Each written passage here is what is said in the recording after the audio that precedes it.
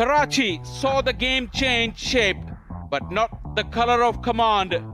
Pakistan walked into the T20Is carrying ODI momentum and turned the opening night into another statement. Swung away, fielder back, and that will be that.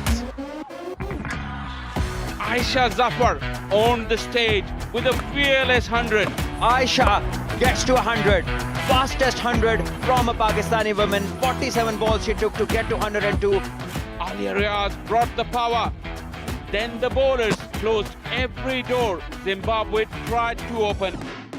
Now the series moved to its second night. Pakistan have the lead, the rhythm and the roar. Zimbabwe need a spark, a stand and a fight back. Under the lights at the National Bank Stadium, the second T20I begins now. A very good evening from the National Bank Stadium in Karachi. It is an absolutely gorgeous evening for this Rivaj Presents a Bank Al-Falah Pakistan versus Zimbabwe Women's T20I series. This is the second T20I coming to you from Karachi. It's been hectic for both the teams. After a day's rest, we're back for the second T20I. Pakistan dominated the entire series. The second game, the first T20I in fact, was a whopping victory for Pakistan by the margin of 153 runs. And these are the scores. Pakistan breaking all kind of records here. 237 for 5. Aisha Zafar scoring the fastest T20I century for Pakistan women's. Just the 47 deliveries. It came off the final delivery of the innings. Power show from Alia Riaz as well. Gulfaroza at the top of the order continued her good form. Difficult day for Zimbabwe with the ball. Sibanda 2 wickets, but she went for plenty. Mavunga and Biza also getting a wicket. They never turned up with the bat and got bowled out for 84. That night well and truly belonged to Aisha Zafar.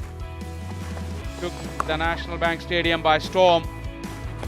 Started off aggressively and continued in exactly the same vein. Shots all over the ground.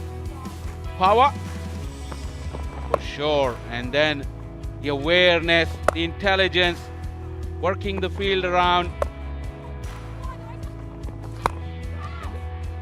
I said she explored every part of this National Bank Stadium. This was the last ball of the innings where she brought up her 100, and it will be a very, very proud moment for her that she celebrated the 100 with thanking the Almighty, and the iconic National Bank Stadium Honours Board will have her name as well. And that is also another very proud moment and a moment to savor for her in the years to come. Aisha Zafar tops that list of T20I 100s for Pakistan. Munib Ali has also chipped in a couple of times. Fatima Sana in red hot form. And Nida Dar, the iconic Nida Dar, she is also on that list. Beautiful evening. Players arrived a little bit early here.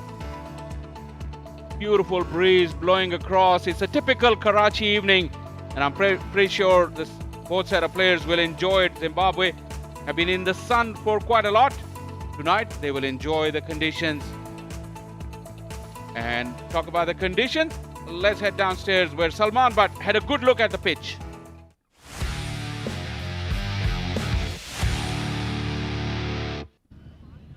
Welcome to the National Bank Cricket Stadium, Karachi. It's the second game between the Pakistan women and the Zimbabwe women. It's another T20, another night affair. The evening is relatively cooler and the wind is blowing much faster. Well, the pitch, it's a local one this time, and the condition looks perfect to bat on. Any side that wins the toss would love to bat first. It's a pitch where you can score runs. Anywhere around the wicket, I think it will be pretty much even, slightly maybe slower than the Aussie soil, but remain as excellent batting conditions. For the bowlers, the margin of error will be ever so small, so maybe wicket to wicket is the best option, but it depends what your plan is, where your field is. Otherwise, I think it will be a true batting pitch.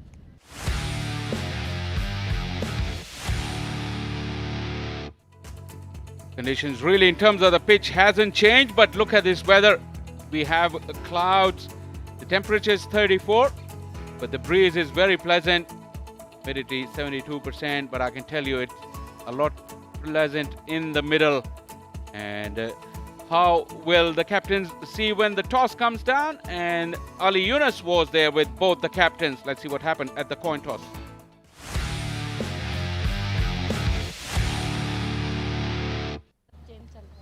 Yes, a beautiful Karachi evening for the second T20I of Rivaj Presents Bank Alphala T20 series between Pakistan and Zimbabwe. Ladies, I've got the two captains all set for the toss. Fatma Sana for Pakistan, Nombalo Sibanda for Zimbabwe. Mr. Ali Naqvi, the former international, as match referee. Fatma is gonna give it a spin. Heads. Heads is the call. That's tails. Seems like you didn't want to win the toss. No, I want to win. What are you decided to do? We're gonna bet first. Beautiful pitch. You think that's the decision you take after watching the pitch? No, I think it's looked like a betting track, so we just try to put maximum. You scored 237 in the previous game. Are you looking to go better than that? Yeah, obviously we will try to better than that. Hopefully we will try to more than 230 plus. You talk about the combinations that you want to try in this series in the previous game. What are the changes in this game? We have 3 changes. Ali Baji is on rest, and Ramin and Amber is on rest. You're proud of the team, how the team is progressing to the next levels? Yeah, obviously all credit goes to our team, the way they guys played. That's what we want in the team. Right, all the best. Thank you. Sana. Thank you. Zimbabwean captain, Nombalo Sibanda. Yeah, you just not been able to win the toss. Here, had you won the toss, what would you have done? We wanted to have a bet, just to give our bidders a go without the scoreboard pressure. Yeah, I really like the intensity that you guys have before the match.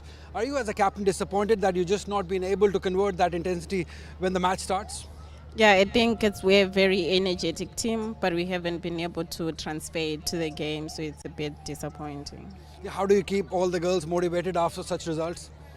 We just come together as a team, we regroup and stay positive. And any changes for the game? We have got 1 change, Kuzaj Gora coming in for Kelly. Right, all the best. Thank you. Well, the news from the toss is that Pakistan captain Fatma Sana, she has won the toss and decided to have a bat first.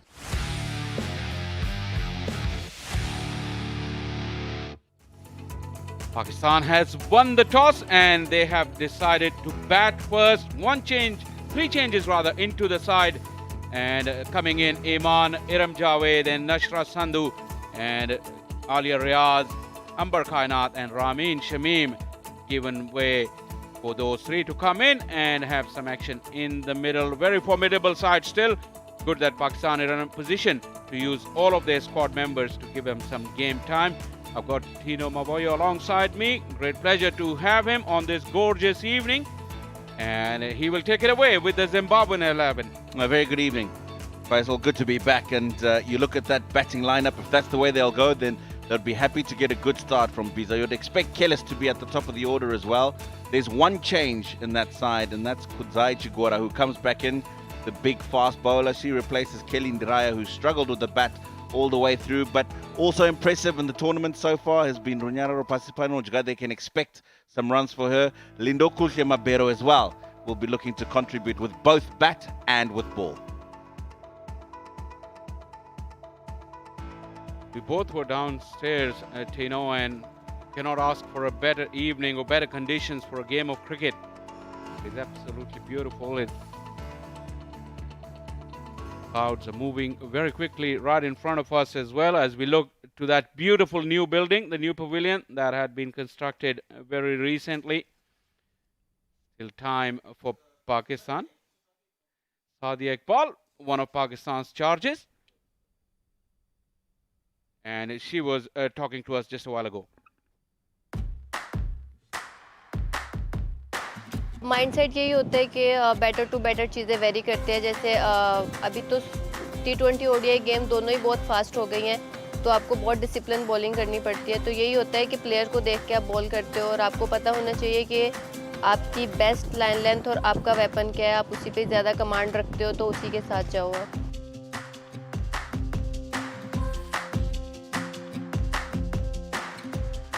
काफ़ी different challenge होता है, लेकिन वही बात है कि ये आपके माइंडसेट पे डिपेंड करता है कि आप मेंटली कितना स्ट्रांग हो और उस चीज़ से कितना यूज टू हो जाते हो आप। तो मुझे लगता है कि काफ़ी टाइम से मैं नए बॉल से प्रैक्टिस भी ज़्यादा टाइम न्यू बॉल से ही कर रही होती हूँ, तो मैं उस चीज़ से यूज टू हो गई हूँ, इस वजह से इतना मुश्किल नहीं लगता। जब मैंने स्कूल में खेलना शुरू किया था तो मेरे स्कूल में ज़्यादा हैंडबॉल ही खेली जाती थी, क्योंकि क्रिकेट का तब इतना था नहीं और हैंडबॉल और हॉकी का ही होता था ज़्यादा। तो फिटनेस से काफ़ी फ़र्क आता था उससे, क्योंकि इंड्योरेंस की गेम है, सारी फास्ट गेम है, फास्ट मूवमेंट की गेम है, तो काफ़ी इम्प्रूवमेंट आती थी उस पर। उसके बाद जब मैं क्रिकेट में शिफ्ट हुई तो लाइक जैसे हैंडबॉल खेलते हैं, पावर जंपिंग की गेम थी, तो उसकी वजह से मुझे बॉलिंग में बहुत हेल्प हुआ था। मुझे पता है कि मुझे किस सिचुएशन में बॉलिंग करनी होती है, तो खुद को काम रखती हूँ और सिचुएशन को अंडरस्टैंड करती हूँ कि सिचुएशन क्या चल रही है, उसी हिसाब से बॉलिंग करती हूँ और उसी चीज़ में फ़ायदा होता है। बस यही है कि एक चीज़ पे फोकस करें। अगर आपने एक चीज़ को अपना प्रोफेशन बनाना है तो फुली डेडिकेट हो और अपने साथ, खुद के साथ ऑनेस्ट हो, क्योंकि इंसान अपने साथ सबसे ज़्यादा ऑनेस्ट होता है। तो हमें पता है कि हमें क्या बनना है। अगर हमें कुछ बनना है तो उस एम को, एक को लेके हार्ड वर्क करो, शॉर्टकट्स नहीं ढूंढो उसके लिए, क्योंकि हार्ड वर्क हमेशा हमें पे बैक करता है। तो हार्ड वर्क करो, hard work is the best key for the success. Hard work is the key to success. Sadia Iqbal, most wickets for Pakistan since 2024. 40 wickets in 26 games. Very good economy rate as well. She bowls in all aspects of the game. The power play is her strength as well. Very, very good performer for Pakistan. Well, the umpires have made their way to the middle. Umpire Pereira officiating from this Karsaz end. Back from that far end, and Pakistan's opening batters Muniba and Gul Feroza skipping away. They'll be really looking forward to put another dominating display here. Zimbabwe will be challenged to come up with some answers, Tino. They will indeed.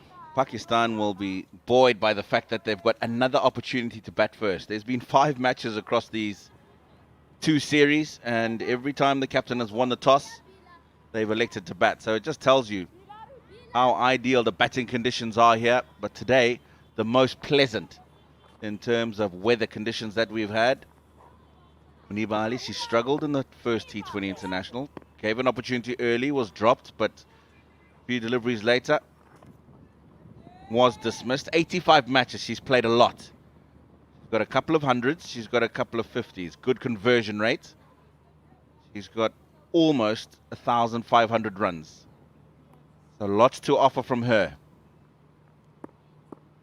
Gul Feroza, she has been in scintillating form. Well, this was her format before the series, but she made a mark in the ODIs as well. At average of 16 can go better. She's got 250s. Strike rate is on the up. 27 years of age. You would think that she's coming around to the best part of her career now. Namvelo Sabanda, she's bowled well in patches in this series. Should be looking for a complete performance of all 4 overs. Took wickets in the first game but gave away runs. 56 wickets for her. And she'll be looking to lead from the front. Strong breeze blowing across. That should help her in swing to the left-hander.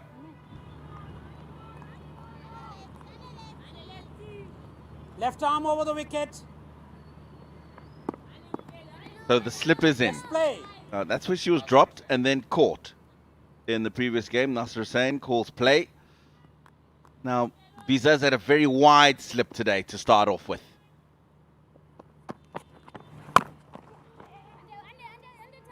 Full toss. Zimbabwe's control with the new ball has been a problem for them throughout the tour. Most part, it started off erratically and then it's just too steep a curve for them to make a comeback from there, and always chasing the game.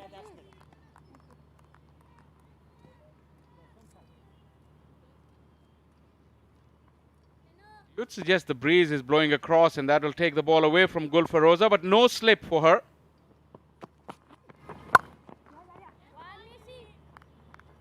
There is a deep cover.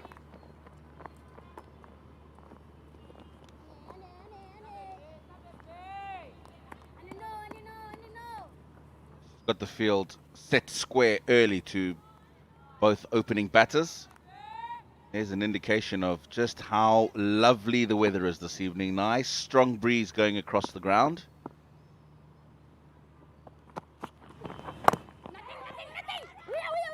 Soft hands and a good call, but a good throw would really have tested Muniba, though they went straight away. But that throw was quite wide from such a short distance. Easily home in the end.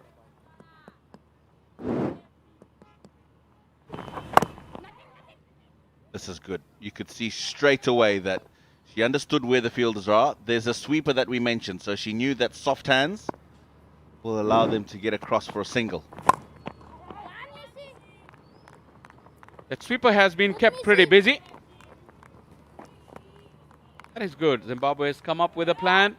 They're executing it. They've got the field well set. So you might say it's defensive, but at least they're in control of what they want to do. Well, yeah, I mean, if you look at how the innings started for them in the bowling department of the previous game and the way it started today, they've got a plan, as you say, and they're bowling to it. Little bit of wobble in the air for Sebanda. Length on that occasion was also very good. So Muniba let it go. Movement there for her.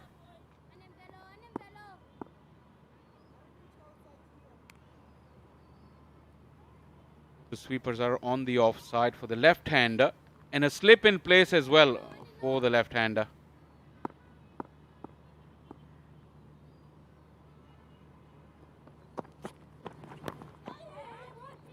Now that wasn't part of the plan, and she will pay the price.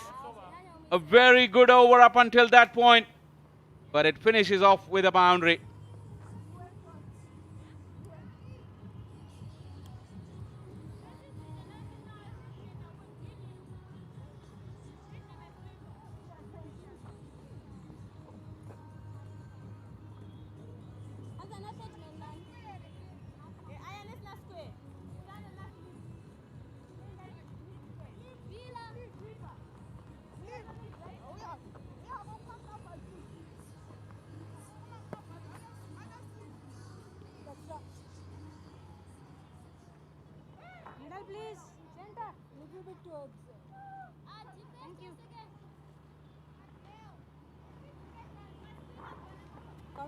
Over to you. Adele Zemunu, 12 games, 4 wickets. Every time a graphic like this comes, keep an eye on that right-hand column, 21 years of age. This is a very, very young side.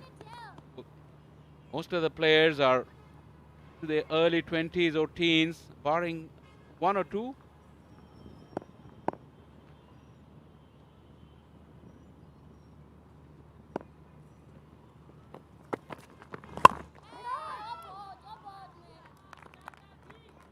I like how you've seen that last column furthest to the right, even without your glasses on. Seen you've had your shades game on the last few days. Variety of those coming out. Setting you up for the competition, but you're lagging behind, Tino. Now you've been looking at some. I want to see them. Good delivery, zip off the pitch, little bit of movement as well in the air and after pitching. Gulferoza got cramped. Lucky she didn't get an edge. Now this is a good line and length, good bounce as well. She's going to have to be very disciplined, especially if she's going to get the ball just to tail back into the right-hander, because there's no fielders on the boundary leg side. Good. That is a shot that Gulferoza has really played well in this series, that backward punch. But again, credit to Zimbabwe because they got a fielder out. The delivery that she got beaten, she was looking for the horizontal bat shot to play it further square of that sweeper.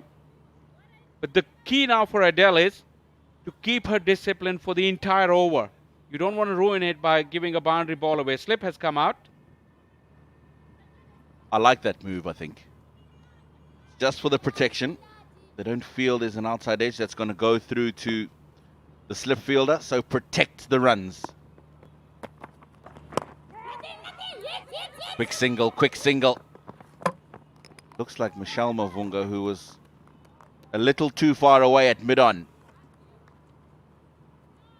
So there was hesitation from Muniba Ali. Although Gulfaroza was coming to the danger end, it was her call. That also tells you Gulfaroza very confident, runs under her belt. Muniba hasn't spent much time in the middle, so she's very iffy with her decision making in terms of the running between the wicket. Little things play a part, but watch her bat for a little longer and you see that hesitation will give way to more confident decision making. Important innings for her.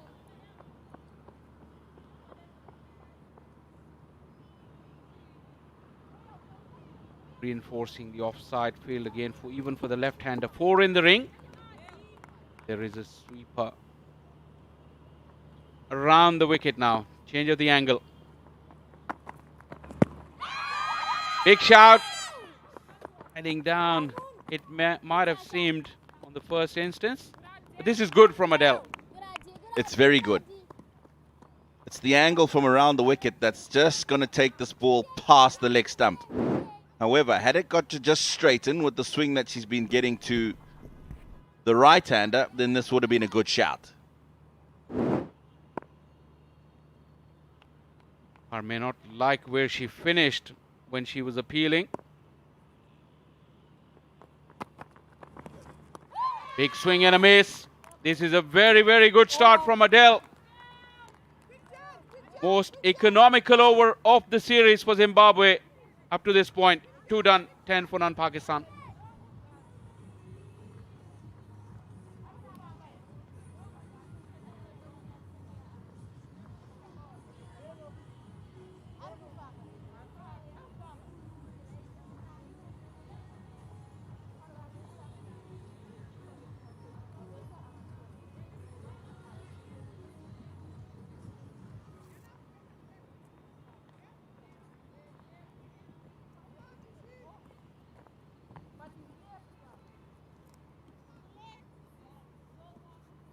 A very strong batting lineup for Pakistan despite the changes. Iram Javed, the experienced Iram Javed, gets a look in.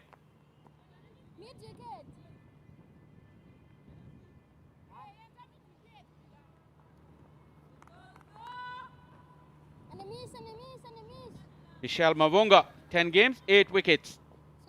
Good average, very decent economy rate. Once again, just the 21 years of age. Age is definitely on Zimbabwe's side. Yeah, this move surprises me, especially after the start that Sibanda's had. 10 for none after the first 2 here. You've just mentioned that the most economical over in the series for Zimbabwe, the previous one, 2 runs. At this stage, in the first T20, Pakistan were 28 for none. For 1, I beg your pardon.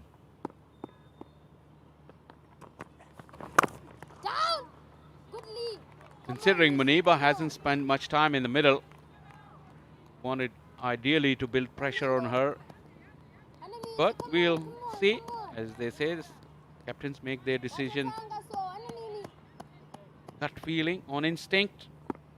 Let's see how this one turns out. On the face of it, Banda should have continued.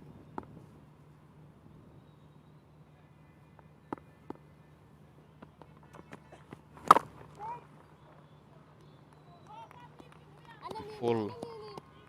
She's a very good exponent of the Yorker.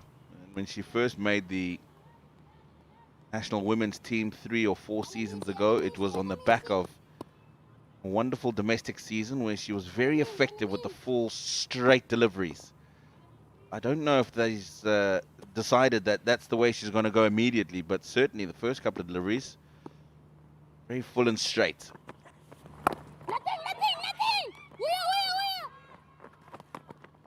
Where her action is, She's finishing her action pretty nicely for the left-hander. That angle across, and she's bowled 3 very good deliveries. That'll be a challenge for her to stay on to that 4th off stump line with that kind of action and not spray it down the leg side, because there's very little protection now for the right-hander. Field is being set. Only 3 fielders on the onside.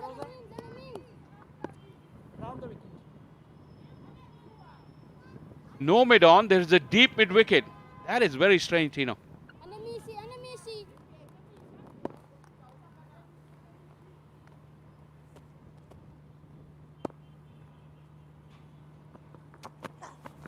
Yes, Missy. Good, Missy. What? Good, Lindo. Good. Balt. She's got the long on mid-wicket back. She's made sure. And she's forced Gulfarosa to hit the ball to the fielders. The Vigotel smartphone moment. Smart 9 Pro. Very elegant and slick.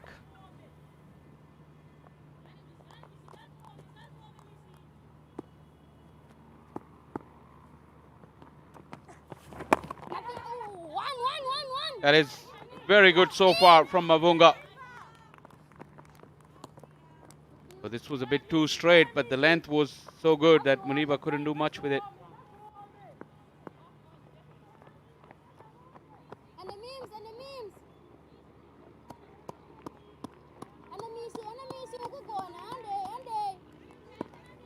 No boundaries for 11 deliveries in the power play.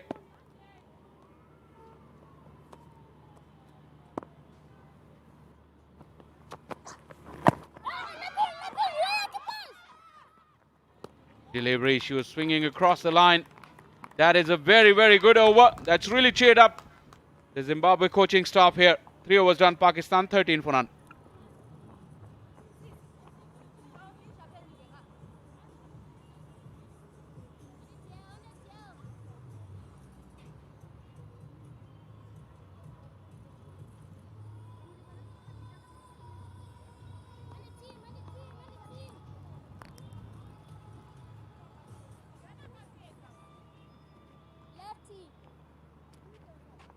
Lefty facing.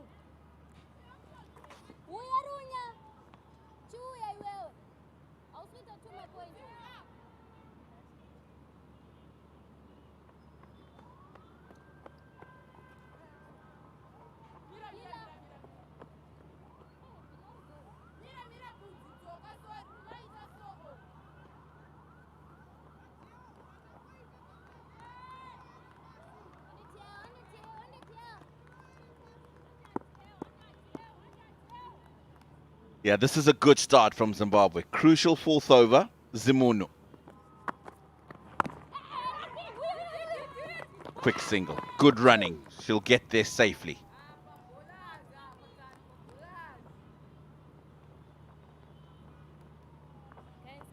Pakistan 12 boundaries in the power play in the first game. Just the one so far.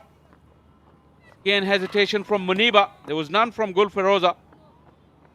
You've got to admire the discipline of the Zimbabwean bowlers thus far, based on what you've just mentioned.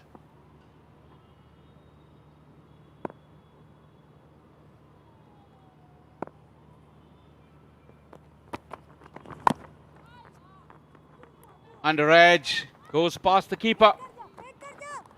Raised back at third, so just a single. Zimbabwe have been very good. Challenges for them to continue and stretch that spell. Bank Alphala proudly supports women cricket through its Pehchan current account. It is helping women build their identity and confidence beyond the game. Very confident start of Zimbabwean bowling lineup. With Tonopa for the very first time, and flashed away by Muniba. Her eyes lit up and profited here.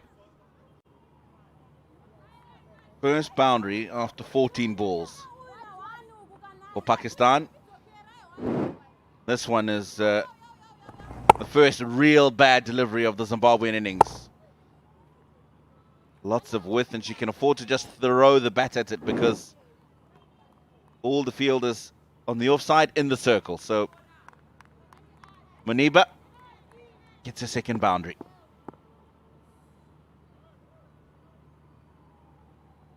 Like I was just mentioning, Zimbabwe need to make sure to stretch those good periods for longer. Again wide, it's in the air but in the gap. Back-to-back boundaries for Maniba Ali. She's getting into her stride now. While Maniba's decided that any width on offer, she's going to chase. This one's gone in the air, but a third man's been put back, and the field that was there has now created an opportunity for her to get the ball through backward point. Nicely struck. Game of angles, as they say. Have the deep cover out. That gap between the two square fielders could be narrowed down a little bit.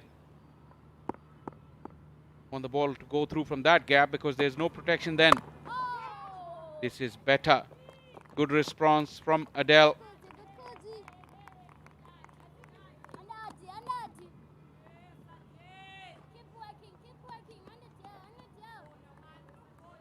That's a better length. Just followed through a little bit more here as opposed to fall away, which she did in the previous deliveries. And that's why there was width on offer and the length was short. Thought about the single, decided against it, and quite wisely so. 23 for none.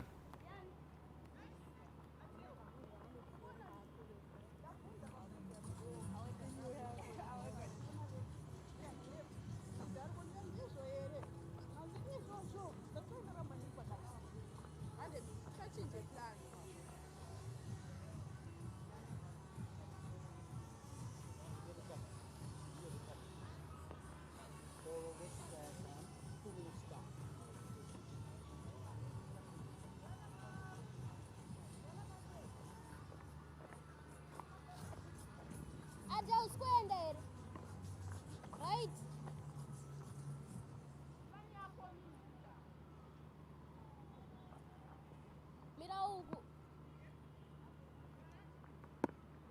And by far the best face for Zimbabwe. The whole series, T20 and One Day. This is the best face that we've seen from them. Beautifully driven. Can't ask for anything better than this. Straight down the ground for a boundary. This will get Gulfiroza going as I welcome alongside me Salman Bhatt. Thank you, Ali. Just came and brought the touch back, which was missing in the earlier overs, as if she was trying to hit too hard. And this one was in the slot and driven down the ground with full face of the bat and the boundary. So some sort of momentum being gained by these two openers, Maniba in the previous over and now Gulfiroza. Driven hard, but this time straight to mid-off. Yeah, you got to give credit to Zimbabwe ladies. It's been a tough series for them. Still keeping themselves motivated in the fight. It can get very hard when you keep on losing every game. That's it, first wicket for Mavunga. Gulfiroza trying a little too different things. A bit of a nothing shot in the end, I would say. Yeah, it's giving herself too much room, and in the end, she's just not been able to capitalize on a short one. Looking to go too hard over the fielders in the ring and missing the ball altogether. And just have a look at this, where the front leg is almost 2 feet behind the crease. And in the end, a nothing shot, losing her stumps. And the first wicket goes to Zimbabwe. Pakistan lose Gulfiroza, who scored 9 of 13 and are 27 for 1.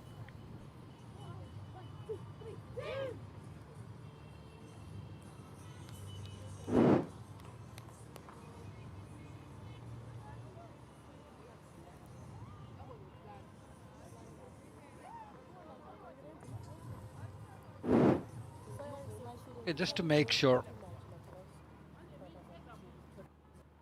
Gulfiroza struggled for 13 deliveries.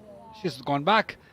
And the centurion from the last game, someone who holds the record of the fastest T20I century for Pakistan, played beautifully in the previous game, is Aisha Zafar.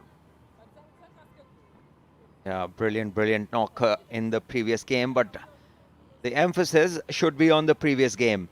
Now it's a new game, it's a new day, a different pitch, and a different scoreboard to respond to. And the responsibility as well, because a couple of senior players have dropped out. So all the more responsibility on these two, Aisha Zafar, the in-form lady, and on the other end, Muniba, who has been struggling lately, not many runs coming from her bat. So now these two need to build up a partnership. They have the cushion, they know the opposition is not very experienced, so they can just take their time. It's a confident start, this one. Just for one though. Yeah, you say different pitch and a different looking opponent also today, Salman. The way they're showing the energy. Once again, it was a slower one, bowled into the pitch. It almost looped onto the stumps, so had no pace on it. Gul Feroza trying to just back off and play it over covers, missing it altogether. So not her day. Yeah, Pakistan, nothing like their starts in the previous game or maybe in the ODI series. All have been great starts. Driven just for one. Yeah, you've been such a brilliant opener yourself, Salman. What goes through in an opener's mind when he or she has scored so many runs in a series that sometimes you start thinking that you cannot do anything wrong. Is that the case with Gul Feroza in this game? That can easily happen, especially if you're not very experienced. You tend to think that the same momentum will just keep up automatically. But it's a new game, it's a new day, and you tend to realize with time. Overbowled after 5, it's 29 for 1.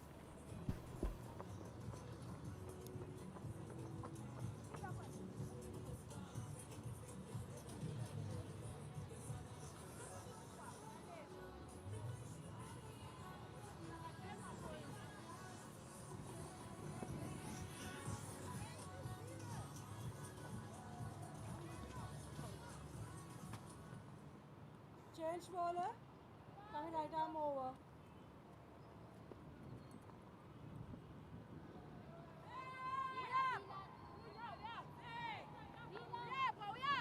Now 1 wicket down. Gul Feroza, bowled by Mavunga, scored 9 runs. Lots of batters today in Pakistan's lineup. The battle Iram, you can see. So they've got plenty of batters still to come.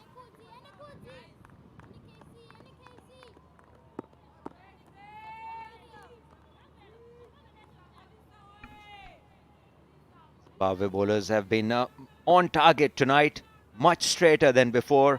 Good lengths, decent lines, and as a result, the Pakistan batters have not had a great time with the bat up till now. Cross seam already from Khudzai. Just around about that line that signals the reference line for the wide to be called, and the umpire just stretching her arms, giving it a wide. The Zimbabwean sports staff standing and watching, already excited. Why not? They've bowled well today. A complete contrast to the previous game.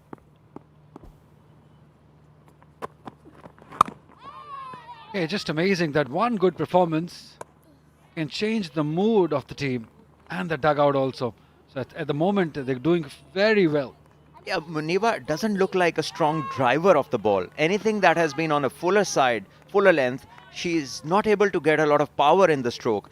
I think she's just waiting for something short and wide so she can cut it, or maybe forcefully just play it square of the wicket. But while driving, I don't think that she's transferring the feet. And this one, lucky. Was, I think, off the pad and then back of the bat, just evading the keeper. So in the end, a run to Pakistan, but not the kind of start that Pakistan were hoping for or looking for, and definitely something that the Zimbabweans would look to do. Yeah, Pakistan scored 69 runs in the previous game in the power play. They scored 12 boundaries inside the power play only in the previous game. And tonight, they've only scored 4 boundaries. So that's the difference between the game the previous day and now. Yes, Pakistan batters are struggling, but you got to give the credit to Zimbabwean.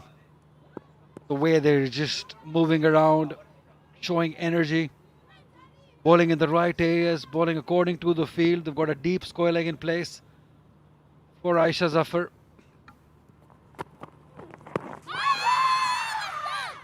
Yeah, maybe going down, that's what umpire thought, because you moved away very quickly. Yeah, I think Zimbabweans are just putting in a bit of effort today.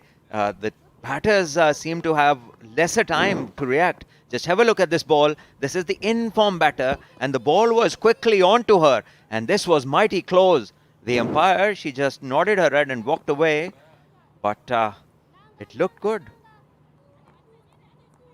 Absolutely. She moved away very quickly.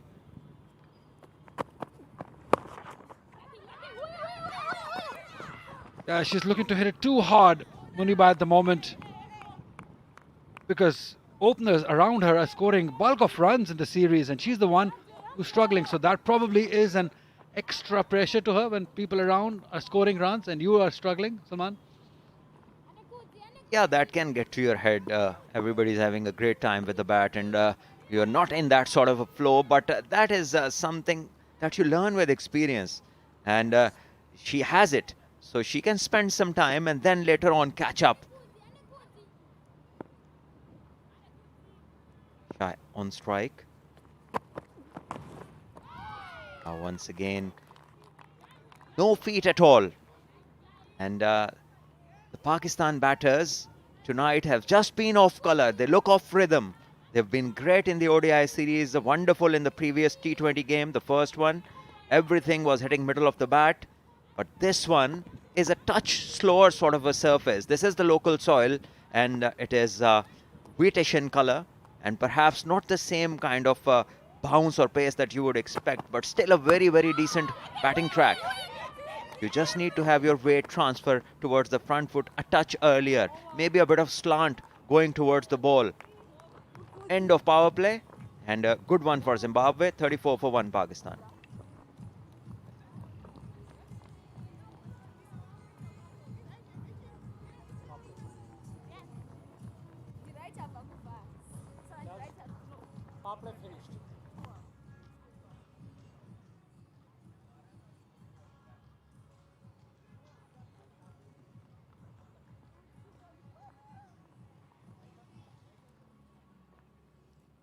Professor Nasir Hussain signals that that's the end of the power play. First done, and it surely belongs to the very well spirited Zimbabwe.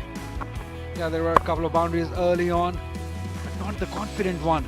Did get surely boundaries, but really struggling. And Gulfiroza, this one was a fantastic hit down the ground, but then a bit of a nothing shot, trying too many things too early. They struggled in the power play, Pakistan. Remember, there are 1 bowler short in this game. Yes, please. Yeah, all set. 34 for 1 in 6 overs, as we see Zimbabwe's best cricketer in this series, beloved Biza, 19 wickets.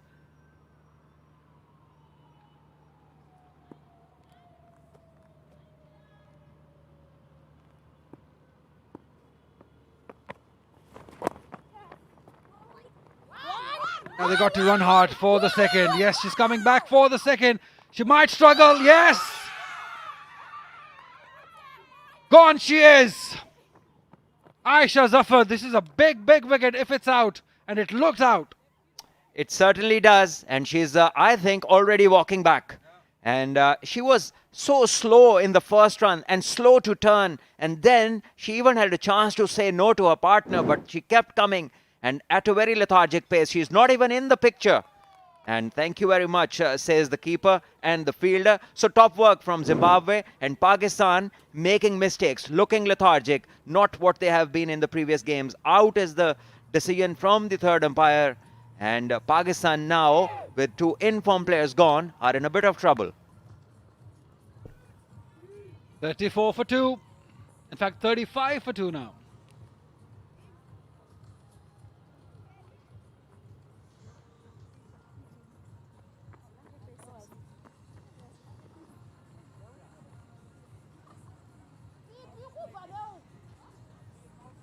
Four runs she scored.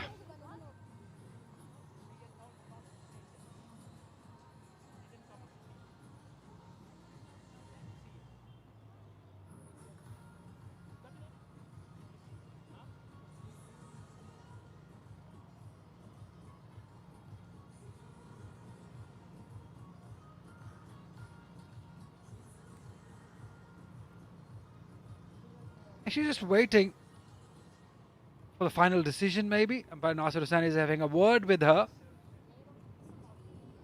making her wait. Because when the ball came, yeah, there was a little bit of confusion, but now it's all sorted. She can carry on moving back to the dugout.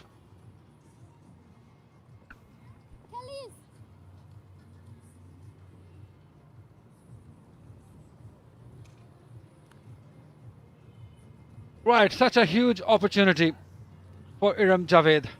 She's making a comeback to Pakistan side. Yeah, what a story it can be. A comeback and side in trouble as you walk in. It's the worst opening stand of this tour for Pakistan, and then the two in-form batters have gone, and Iram making a comeback. Coming in at number 4. Comeback after 2 years, 57 games, 414 runs, and not a very mentionable average, just the 150, strike less than 80. So she has everything to prove. And there can be no better time to prove yourself when the team is in trouble. She's had a terrific run in the domestic tournaments. She's played some wonderful innings. And here is a chance to prove herself in international cricket. Starts off beautifully. That is a confident start from Iram Javed. Down the leg side, swept in the gap. Yeah, maybe the story that we are just hoping for. Straight away gets one down the legs, poor loose delivery, and she takes full advantage. So the intent and the clarity both seem to be in the right place for Iram as she starts with a boundary after 2 years. She got to think it's now or never.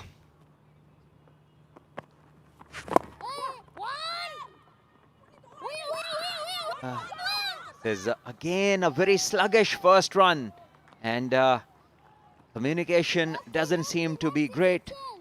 That is something which will need rectification because they're going to move into a bigger tournament, an ICC event. Just have a look at Aisha go.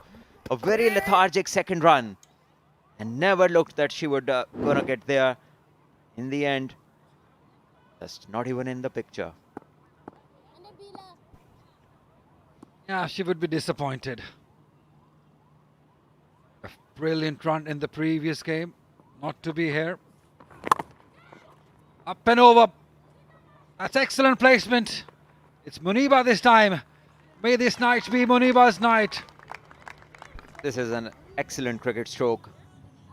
Just giving herself room, moving up away a bit, and then the bowler Biza just flighting one, and she strikes it over cover, gets under it. Doesn't get the desired timing, but still good enough to send it to the boundary.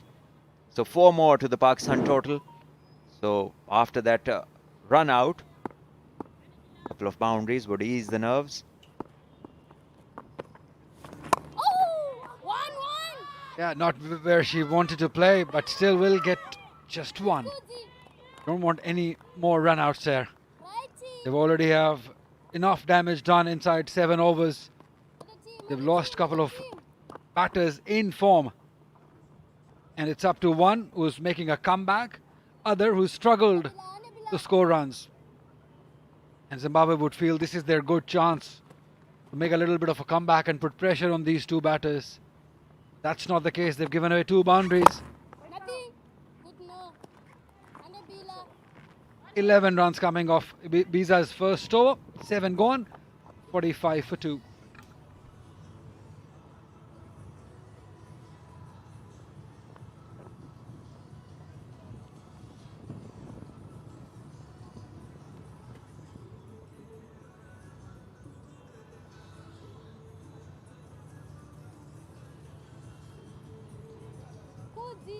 Mabunga, 2 overs, 6 dot deliveries, 1 wicket and given away 9 runs. They've been very disciplined, they've been very tight with the line, with the lengths. That's why they have Pakistan 45 for 2 in 7 overs, just 2 extras. That's been a great change for Zimbabwe. Excellent to see some sort of competition coming up, a challenge being presented to the Pakistan side. Already 2 in-form players back in the hut. So some pressure to deal with for Pakistan for a change, and that is good practice. They should play under pressure, because to see how you respond to pressure will be one of the traits if you want to win a big tournament. Any ICC event, the trophy doesn't come without facing pressure. Yeah, look at this sports staff. They're not even sitting down in the dugout, they're standing and watching. Precious Marange. Laid down the ground for 1. She has a 5-er. Zimbabwe would look to keep picking wickets on regular intervals, not let a partnership be built. And just have a look at this Muniba go into this shot, and look at the head position when she makes contact with the ball. This has to be in front of the pads. Your head has to be on the incline to get the proper weight transfer, and that is the exact reason why we see less power when she's driving the ball. And for cutting it's fine, where she hit 2 boundaries, but for the driving length deliveries, the weight has to get transferred. You have to be in a boxing position where you want to land a punch with your body weight getting transferred.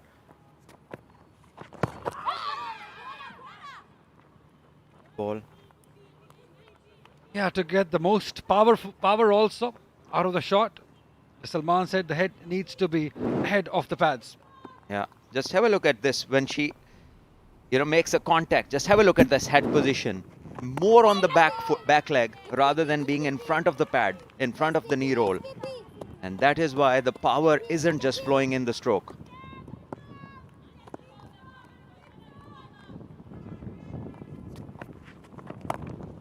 Great intent, great use of the feet, but there's an opportunity. Not enough power in the shot, and another wicket. So Zimbabwe, they are dominating the proceedings till far. Oh, that is marvelous from Zimbabwe ladies. They've just been brilliant in the field. Just don't feel that this is the same Zimbabwe they played the previous games. Yeah, Iram just trying to break the shackles, trying to dominate, came down the track, hit it straight, and a very good catch also. It's not easy, it's very windy out there. Iram Javed, the comeback. She'll have to walk back, scoring 5. 3 down, 46 on board.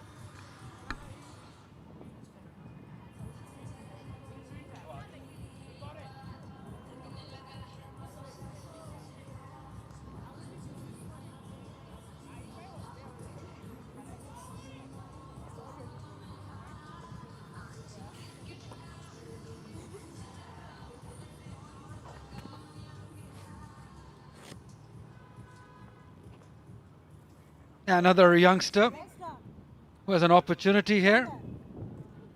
Iman Fatma. Have a look at the strike rate, 112.50. Still early days for her. She can hit them big. She's a bit of a 6th hitter. Iman Fatma. Here's an opportunity. The stage is set for you to impress. At the moment, the only impression created has been by the Zimbabweans, the bowlers and the fielders. They've done well and they've come out with a good plan, and the execution till now has been brilliant. Once again, tries to go towards the leg side, doesn't get the timing, just the one. After 8 overs, 47 for 3.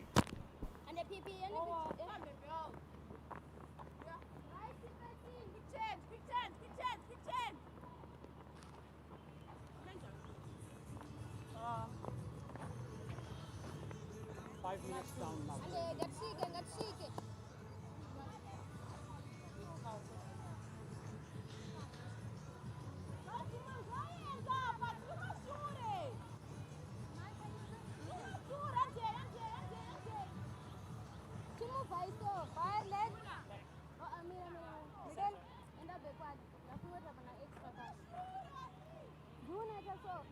Right arm over the wicket.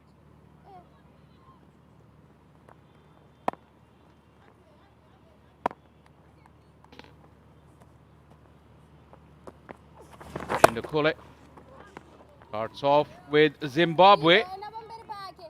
I can't recall in the entire series that they have been in such dominant position. The runs are down, the wickets have fallen. 8.1 overs, Pakistan 47 for 3. On getting a game, Muniba spent some time in the middle. That is the last wicket, the comeback. Iram Javed didn't last very long. She just went for 5. Got lucky here, the bowler alongside me in the com box. Kainat Imtiaz. A very good evening, Kainat. A bit of a challenge for Pakistan here. A great start by Zimbabwe, I would say. Much improved side.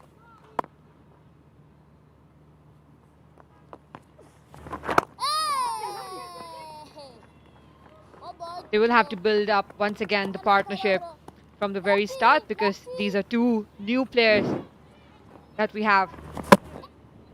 Those are the 3 wickets. Fell away from the shot. Gul Feroza and Aisha Zafar had to put the skates on. Once a very, very good throw. Zimbabwe have been better in the field. They've worked hard. And now another very good catch. Iram Javed's comeback didn't last very long. Comebacks are always very, very difficult, Kainat, and Iram must be disappointed. But by the looks of it, I think she was too anxious to score runs and wanted to choose every other delivery and make sure it's out of the park rather than settling in, getting in a better position to hit those, because it's a lot of wind. She could have used the wind as well in her favor, but that was unfortunate.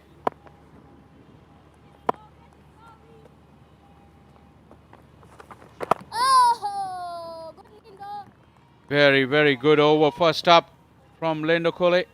9 gone. Pakistan still yet to get to 50. 49 for 3.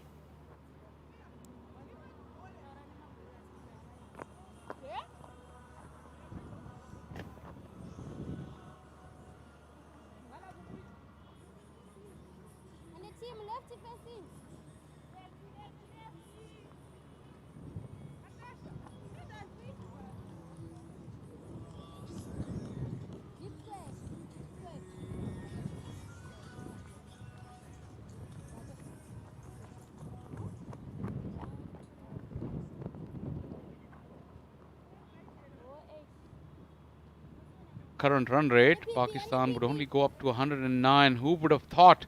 Although Pakistan still has a batting to come. Still plenty of resources in the tank. Muniba is well settled. Smashes it straight to the fielder. A good fielding overall by Zimbabwe. Rivaj, SPF shield moment. Need protection against this very hot sun. Rivaj is Pakistan's most trusted brand.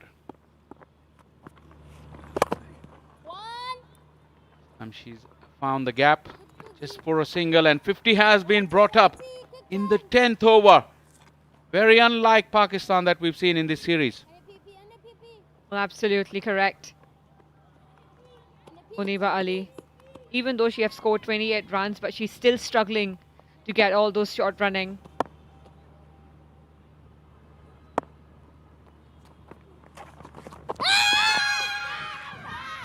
Going down. 27 dots in this innings so far, as opposed to this leg before shout. Clearly going down. In the entire 20 overs in the last game, there were only 31 dot balls. So clearly shows the dominance of Zimbabwe.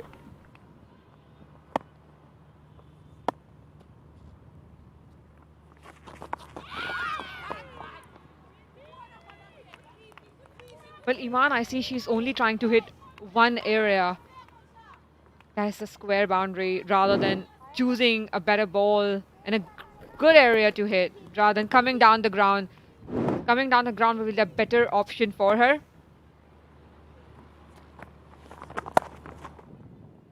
She's got a freebie. The pressure was building, and it was really a gift on offer. And Iman would be glad to take that. And that's first boundary after 16 deliveries. Well, that's unlike Pakistan, the way they have been playing. Finally, she got off the mark.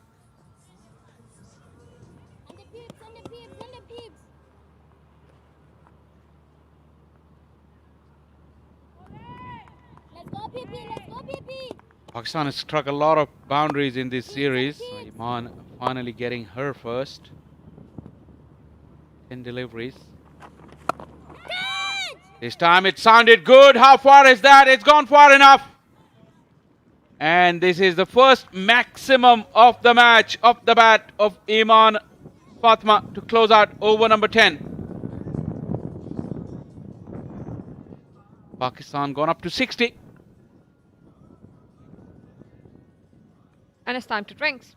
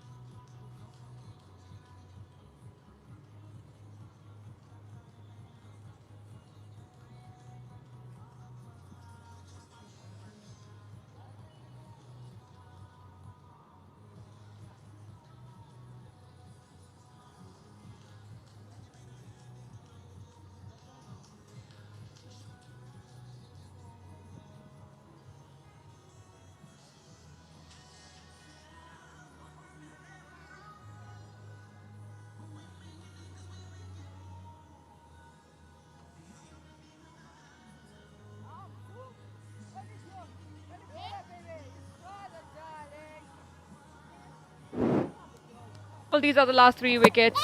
First up, it was Gul Feroza, the player in form. He'll make room. We have seen Aisha Zafar take some bad runs over the time, but this one was not needed at this point. And Iram, as we were talking about her comeback, easy catches on the boundary. Overall, if I talk about Zimbabwe, a much improved side that we see in the second ODI, second T20, pardon. T20I with a shorter game does allow for Zimbabwe to build some pressure and then maintain it, as opposed to doing that on the 50 over stage, which is quite a long game, and it allows the opposition to make a comeback and then take control. For Pakistan to make a comeback and take control here in the remaining 10 overs would be a tough job, especially if the bowling is as good as this. But now they're being consistent with the line and length. We don't see a lot of extras like we have seen in the previous games.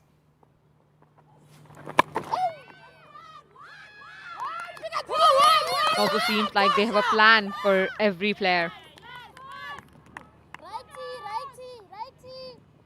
Other than the boundary that came in the previous over, they've really cut down on the boundaries. And the good thing is the lines that they're bowling, generally it's within the stumps. And that boundary came off the delivery that was way wide. And also, they've effected a run out and they've taken the catch as well. That was on offer. That part was also missing in the previous games. Well, as I say that, there's a full toss. It's a gift. It's 2 in 2 overs from Linda Colley. And Iman has got herself another boundary. Probably some energy coming in after the drinks break. Iman trying to make full use of all the bad deliveries. A full toss, easy, juicy one. Choosing the right area where there was no fielder on the boundary. Make a good point because that was important. Previously, she's been dragging everything towards onside, but when she saw that full toss outside the off stump, she decided to go where there were no fielders. Good batting. This time she's gone on the onside. Power is there, and so is the result. Iman striking it sweetly. Once again, a better looking shot by Iman Fatma as she didn't just stay in the crease. She took one step out and then went for a slog sweep.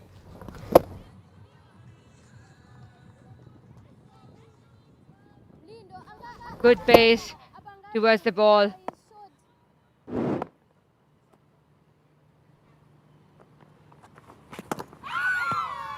That was crucial. That was there to be hit. Just lost her shape in the end. 11 done. Pakistan 71 for 3.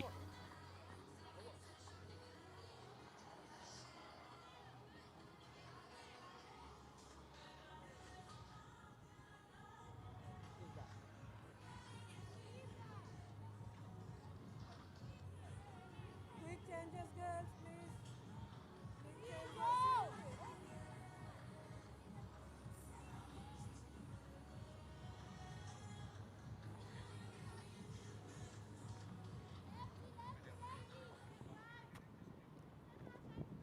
Change bowler coming right arm over.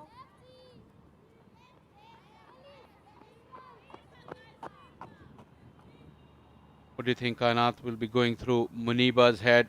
She's the senior player. She's settled in the middle.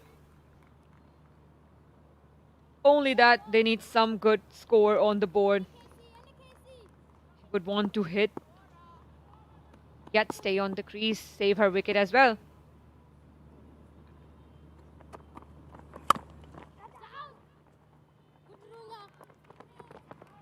They will allow for the single. Kudzai Chigora, new bowler. She's into her second over. She's actually the new entry into the team. Didn't play the first T20I. How many of them are your friends, Kainat? I know when you go there, you're very popular in that stand. How many do you know out of those? Well, these are all the families and the players. I see a couple of familiar faces, of course. All the domestic players. Well, after a very long while, they bowled an extra delivery. And that one went for a boundary. Easy runs for Pakistan this time. Zimbabwe overall has really bowled well.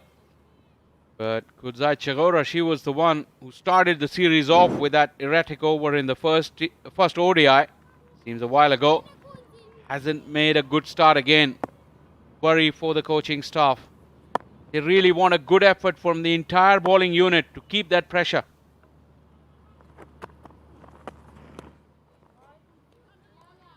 Seems like she's twisting her wrist too much when she's delivering the ball. Wrist position seems to be a problem for Chigora.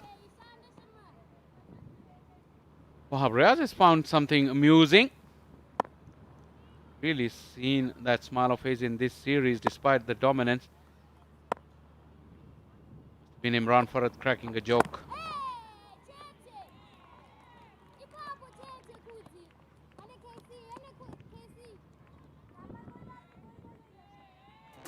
Well, you can watch this series, the live action, on the PCB app. It is for free, and then also big series coming up against Australia at home. You can download the app and watch this in the Pakistan region. Download the app or just go to live.pcb.com.pk.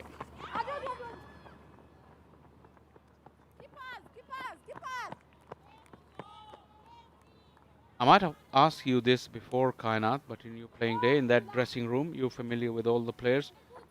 Who would be the most funniest character in your playing time and now, if you know? Well, I believe Natalia has been one funny character, cracking jokes. Fatma is one as well. And Iram is a prankster. Aisha has always been the serious.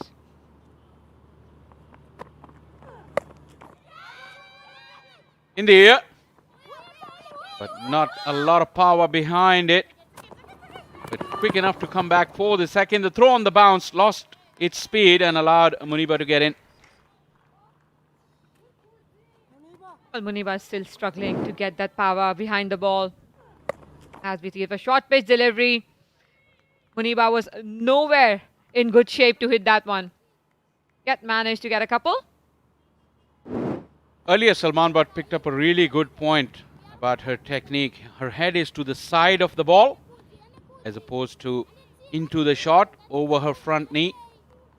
As they say, your toe, knee and front shoulder should be in line, and that also means that your head will also be over that shoulder and knee.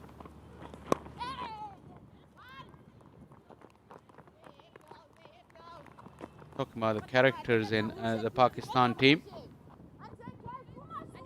Quite a few. I believe Natalia is now known as Lily. She's been given that nickname because she takes a tumble every time she bowls.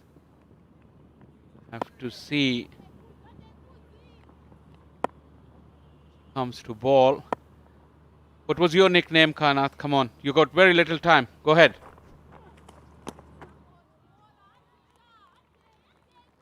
Well, I think they really wanted to know my nickname. So bowled wide. Thank you, Chegora. Well, it was Bijli, electricity. Whoa, ho, ho, okay. That's Lily. So Lily on the screen and Bijli in the com box. How about that? Seen some of your action. You used to have good speed across the ground. Probably that was the reason you got given that name. Thank you, Ayman Anwar, as well, for bringing that up. He will be the next voice you'll hear because it's 12 done. 83 for 3 Pakistan.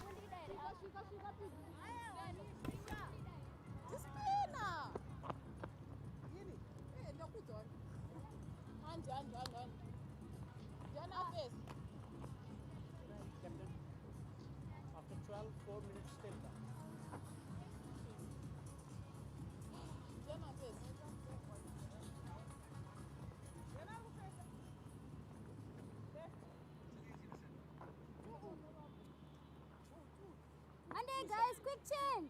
And the sweeper. Sweeper. 12 overs have been done. We can surely say that the first 10 overs belong to Zimbabwe. But the last 3 overs, Pakistan have turning things around. And they scored 34 runs in last 3 overs. And courtesy Iman Fatma, who has scored 23 runs. For the partnership, she has raised of 37 runs alongside Muniba.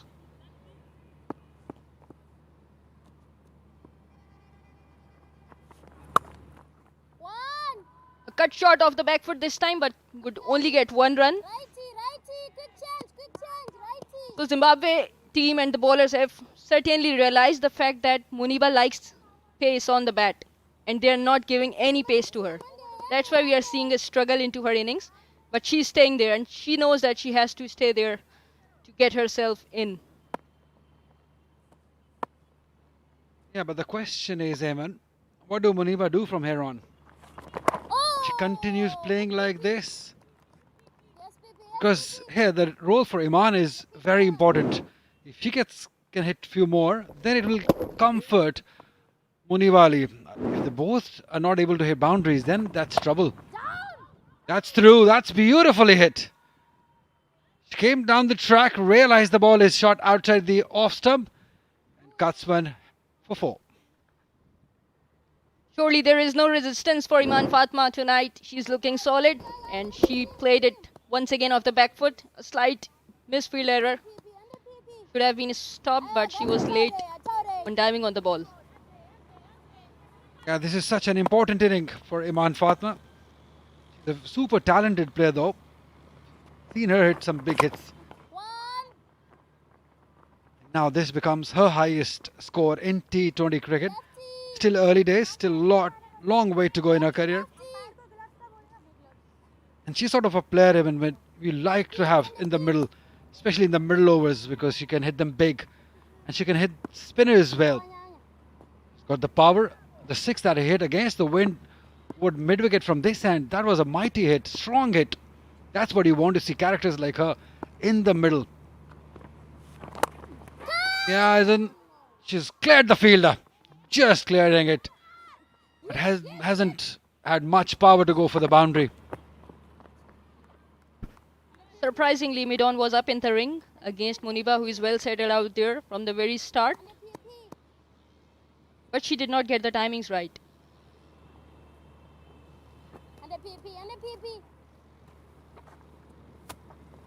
All I recognize is Bobby Bhai, right at the back, always on the phone.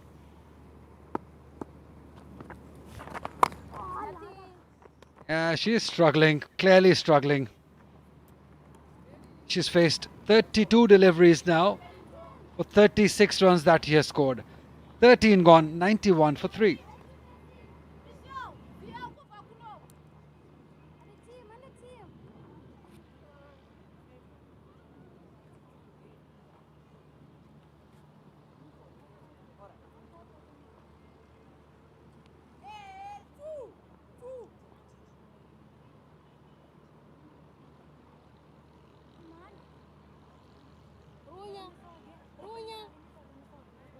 So we can see two prominent contribution into this innings. Muniba is staying out there on 36 of just 32 balls she has faced, and Iman Fatma alongside her on 28, scoring her highest runs in T20 internationals. Her contribution is vital here, and she's helping out there because we can see Muniba is not having a good day here. She's struggling on the pitch, trying to convert bad balls into runs, but this quick innings from Iman is surely helping her. Yeah, talk about smartness. We could tell smartphones, your style partner. But at the moment, these two need to be very smart. 92 at the moment. Fatma San at the toss said she wants to get to at least 200. That's minimum that she wants to get to, but the way these two are going, looks a difficult task at the moment. That's in the air. Fielder will take it. They're taking everything tonight. They haven't dropped a single chance in this inning. They can be so proud of this effort. They keep on getting better and better. Zimbabwe ladies. This is amazing effort in the field.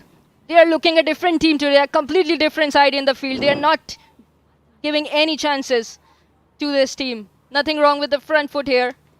It was slightly shorter in length and Muniba wanted to sail it towards long on, but fielder made no mistake in collecting it. Beloved visa. Amazing stuff. Muniba has to depart scoring just 36 runs on 33 balls. It's 92 for 4.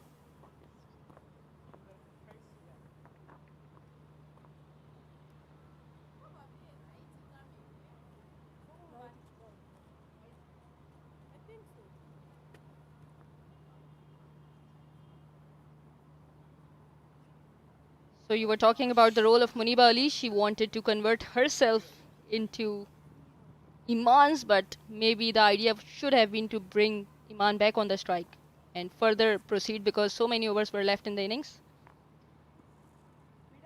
Now we have Natalia Parvez on a strike. Highest runs 31 and have played 29 matches in an average of 10. She usually bats at lower order. Takes the momentum going. That is what she's famous for. And that's a good start. In the gap. In the gap and for 4. Just when we were starting to say good things about them, They've made a mistake and a huge one. A very good start for Natalia. So they have settled Natalia Pravez in after giving a boundary of her very first ball. Even though she looked very comfortable playing that one. Yeah, a lot of confusion between the two. Once again off the back foot. So good reading of pitch this is. She knows that the ball is coming slow. She can afford to play it on the back foot rather than coming forward and trying to drive it. Yeah, that's how Munibali went back. Yeah, for her liking, she wanted to play more towards mid-wicket rather than long on. The strong breeze out there. Just could not get that connection right, not much power behind it. You really cannot blame her at this point because she had to go big, she had to look for big boundaries. Because they want to set a good total here. Oh, how did that miss? That was incredibly close. Absolutely, she just survived that ball. So it's 14 gone, it's 98 for 4.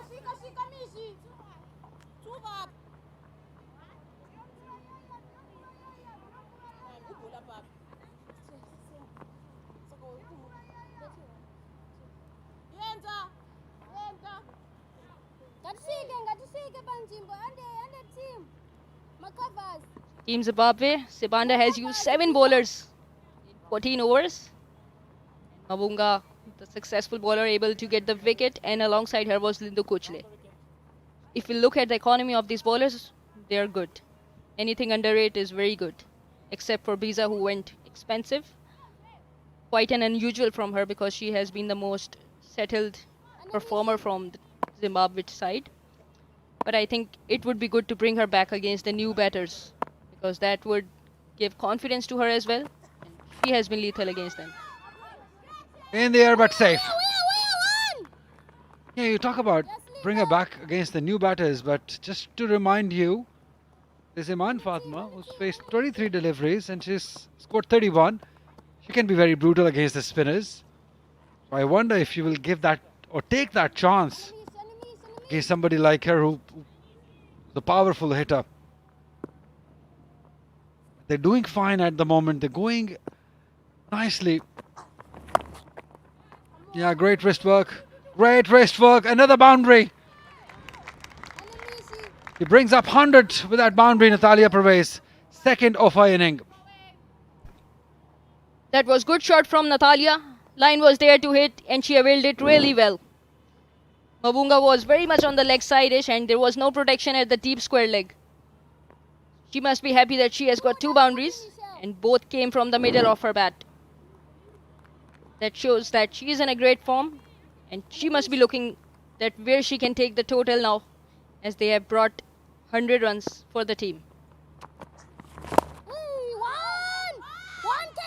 Now looking for 2. They should get 2. Oh, they should have taken 2 out of this. It's a long boundary and it went between the 2. But they've already seen a run out already in the inning. But surely there was 2 available here. From this field placement, the idea is very much clear that they want to keep it within the stumps. They cannot afford to give any width to Natalia because there is no one protecting on the offside. This time it was short, but it has been played straight. Would only be 1 run. This pitch is not offering so much bounce. It would have been difficult for her to play a cut shot on that. Even though it was shorter in length, slightly shorter, but would have been risky. They need to figure out that how can they target the area to get boundaries because that's the gap that is available to them.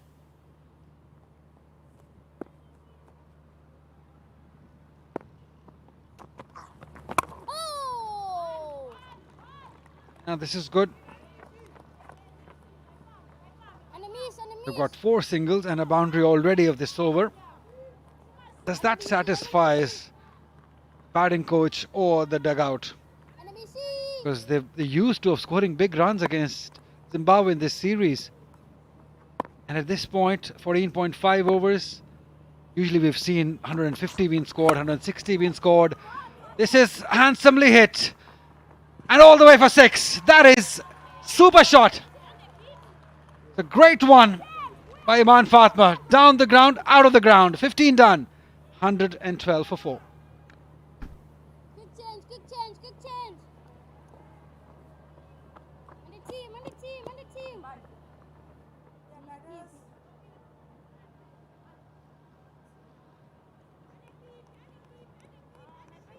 And the peeps, and the peeps.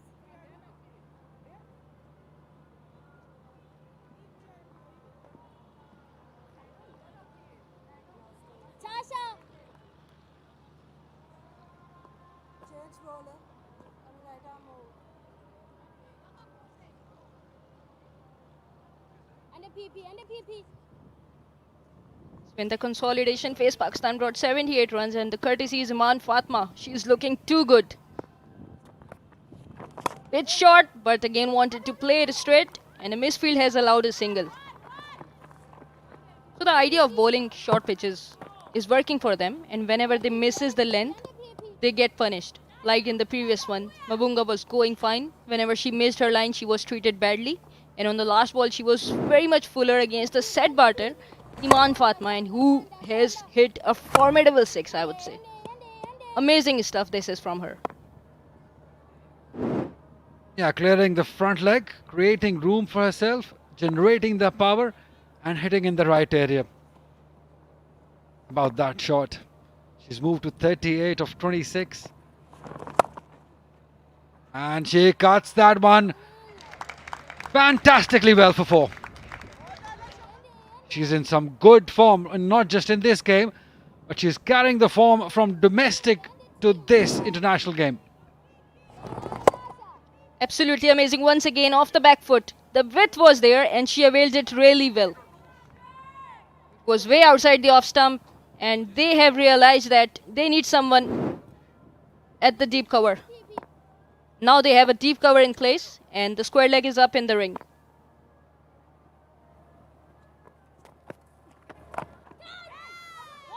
Swings in the gap for 4. This is extraordinary batting. This is brilliant from Iman Fatma. Iman Fatma is not gonna slow down here, but she is fiercing up against the attack of Zimbabwe. Amazing stuff once again. Cleared the front leg and played it within the gap. She keeps it simple. Clears the front leg in her zone. Gives a good go at it. Great swing of the bat. She's got the power, surely has. It's a sort of an inning that Ali Ariaz played in the previous game and Pakistan was struggling, and she came in and played that inning of 47 of 23 deliveries. So similar sort of work has been done by Iman Fatma here. It's just she doesn't have Aisha Zafar on the other end. She has surely helped the other batters. Early on it was Muniba, and now we have Natalia.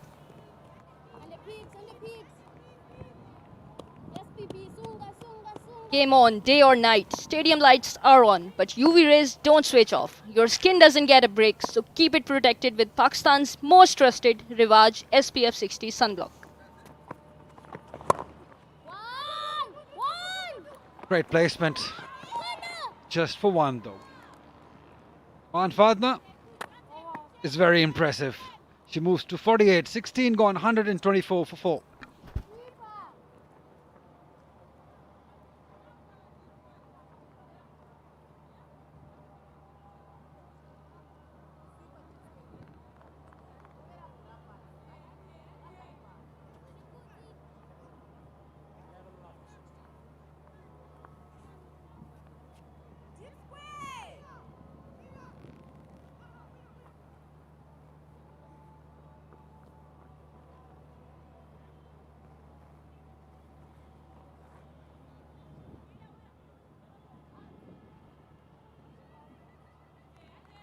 Danger time for Zimbabwe. Last 4 overs of the innings, and I say danger time because how nicely has Iman played. 48 and 30. Chigora. Oh, she's frustrated. She's looking to go straight down the ground. It's a good option and it's worked well for her this evening so far.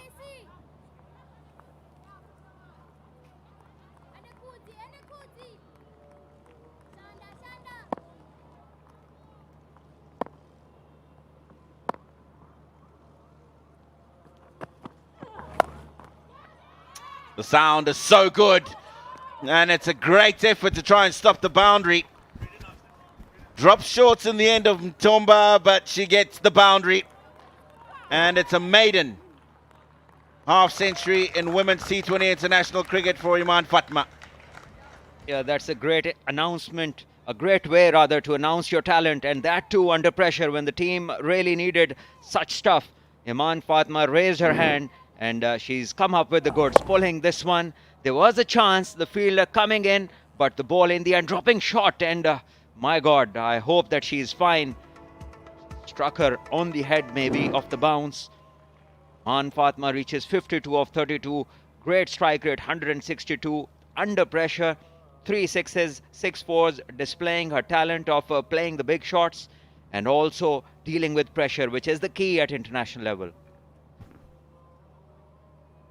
Yeah, we hope she's okay. She was in two minds, Kelis Ndlovu, whether to run in and take the catch or wait for the ball to bounce and field it. But she looks like she might be okay. She's got a smile on the face, which is always good. Now she's up on her 2 feet, so thankfully for her that she's all right, seems good, she's smiling. Generally, sportsmen are big-hearted people, and they take stuff which normal people don't do that easily. And we'll hope that she's the same, no different. So she looks fine. goes off the field though. That hopefully is not a concern for her and Zimbabwe, because they'll need her at the top of the innings to try and give them a good start.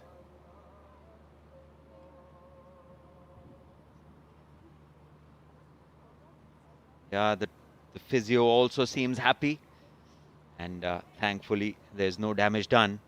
Oh, back to the game. Zimbabwe starting really well, putting Pakistan under pressure for the first half of the innings, and then later on Iman Fatma coming to the rescue of the Pakistan side. Now the scoreboard looks a very decent one, 128 for 4, still 3.4 overs remain, and Iman Fatma looks in good touch. If she can have a good next 15 minutes, Pakistan may have a good total. Kane struck and in the gap, no chance for any fielder. Another boundary.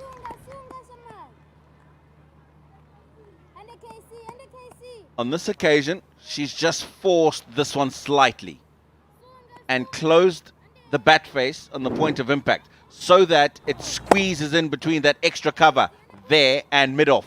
Good shot. And it's also good to see when somebody who is a good striker of the ball has different areas where she can attack. This one down the legs. Keeper has a bit of work to do. Wide called. And umpire, Mr. Nasir Hussain today, a change in appearance. Wow. The Mitchell Johnson moustaches. When he was playing that South Africa series, he had the exact same moustaches. And in one of the PSL seasons, Mr. Wahab Riaz also had the same moustache. And both two were telling the batters how aggressive they are. And I don't know who Nasir Hussain is telling. That's clearly missing the leg stump. So the current rates will get Pakistan 160. As long as Iman is there, I'll be looking for more. 10 to the over, possibly. It's been a good effort from the Zimbabwean outfit in the field.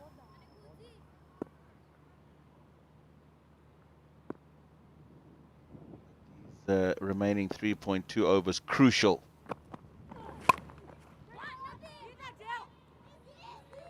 It says dot ball, and dot balls are really precious at this stage. Conceding 2 boundaries in the first half of the over, then a wide ball. Now just keeping things nice and straight and just back of a length. Talia is on 9. Iman 56 of 34. Pakistan would want to get to 160 and more, as this one is turned around the leg side, but there's protection. So after 17, Pakistan 135 for 4.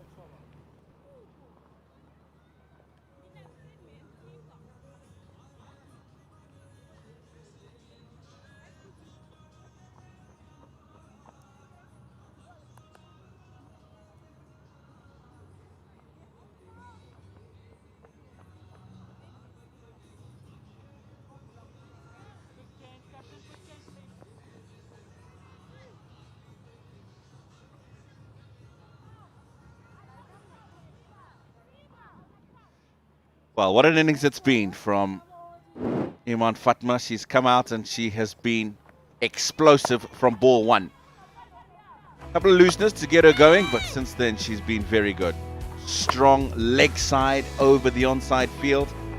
A couple of really nice strokes back up the ground as well. There's one of them sailing over the bowler's head. That's the shot that got her to her maiden T20 international half century. And there's still more to come. 56 from 34 at the moment. 3 overs to go. Pakistan will be looking to launch from here now. They want to get themselves to the 170 mark at least. Zimono. Iman Fatma, she comes from the Abdul Qadir International Academy where she started playing cricket. And Salman Qadir is the man leading that institute, Abdul Qadir Cricket Academy, and she has been there since she was a child. She's worked very hard and now she's just displaying her talents. This one is further away, another wide. Yeah, well, Zimbabwe started off extremely well. First 9 overs went for 49 at a rate of 5.44 to the over, but Pakistan have had a rearguard action here.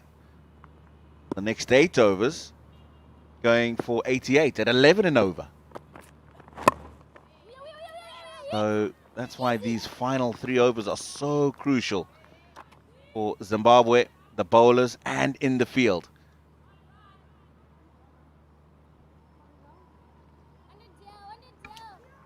They got to make sure that there are no extras. At the moment, they are coming thick and fast. A lot of wide deliveries and a lot of breathers for the batters.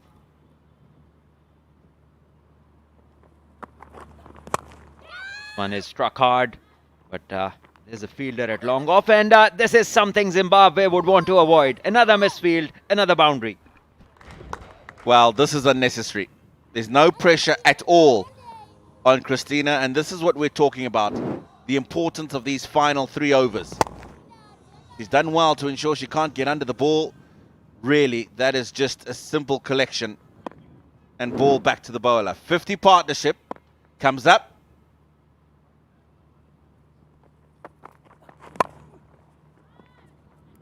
And that in just 24 balls. So scoring at over 2 runs a ball in that partnership. Yes, Pakistan have batted well, but Zimbabwe bowlers have been let down by the fielders as well on a consistent basis in this series, on this tour perhaps, in the ODI series as well. So this is a matter of concern for these 2 on screen, the Zimbabwean sports staff. Once again hit and hit cleanly, but in the gap. Just the one.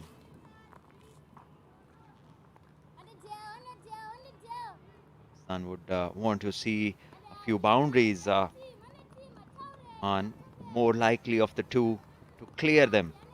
61 of 36 as Adele, her 3rd over, has already conceded 9 runs in the 4 balls.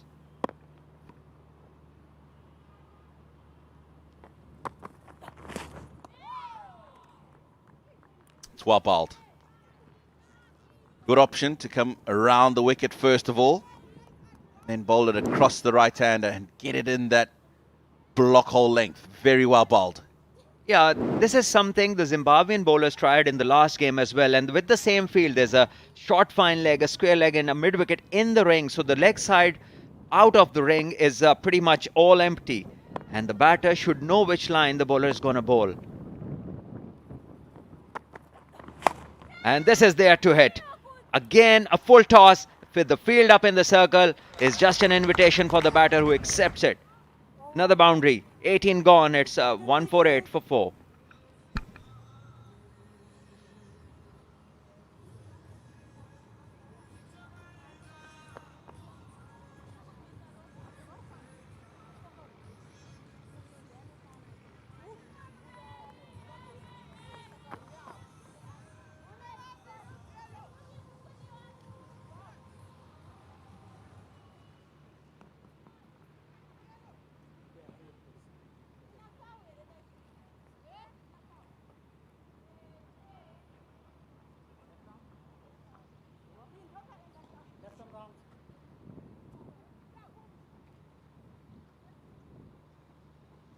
56 in 28 balls. It is just the crescendo Pakistan are looking for. 36 of those to Iman and just 16 balls.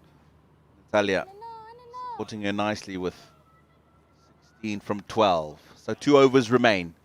148 for 4. It's the captain, Sibanda.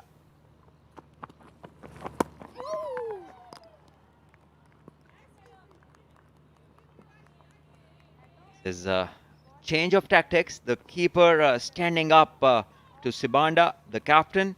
And captain is just bowling her second over.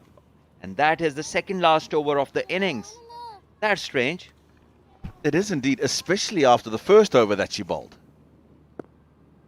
She only went for 8. I was surprised at the time when she changed the bowler to bowl the third over of the innings, which would have been her second. Yeah, I wonder if there's a niggle or some fitness issues, and otherwise, she bowled perfectly all right. Why would you change? Pakistan, 10 balls remain, 149 at the moment. As this one is struck towards mid-wicket. 150 up for Pakistan, but lately in the last over and a half, Pakistan have been unable to pick the gaps. Most hits have gone straight to the fielders on the boundary. So it's a good stuff from Zimbabwe. They're bowling to their targets. Pakistan not getting many runs in boundaries.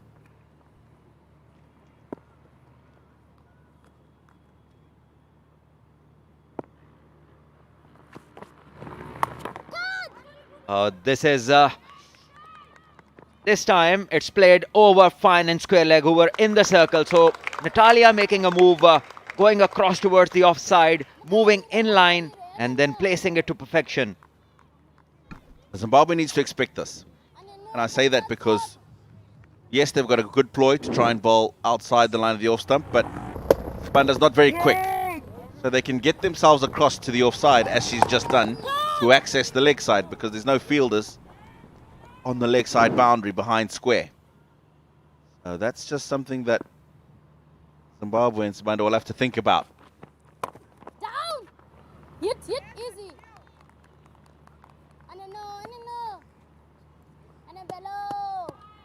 Yeah, Bank Alpha proudly supporting women's cricket, and through its Pehchan current account, it is helping women build their identity and confidence beyond the game. So open your account instantly using their website www.bankalfla.com. This time I think it's the outside edge, and this is again well bowled by the Zimbabwean captain. Bowling to her field, making sure the batters take a risk to get to another boundary, which they not have been able to do. 19 bowled, it's 155 for 4.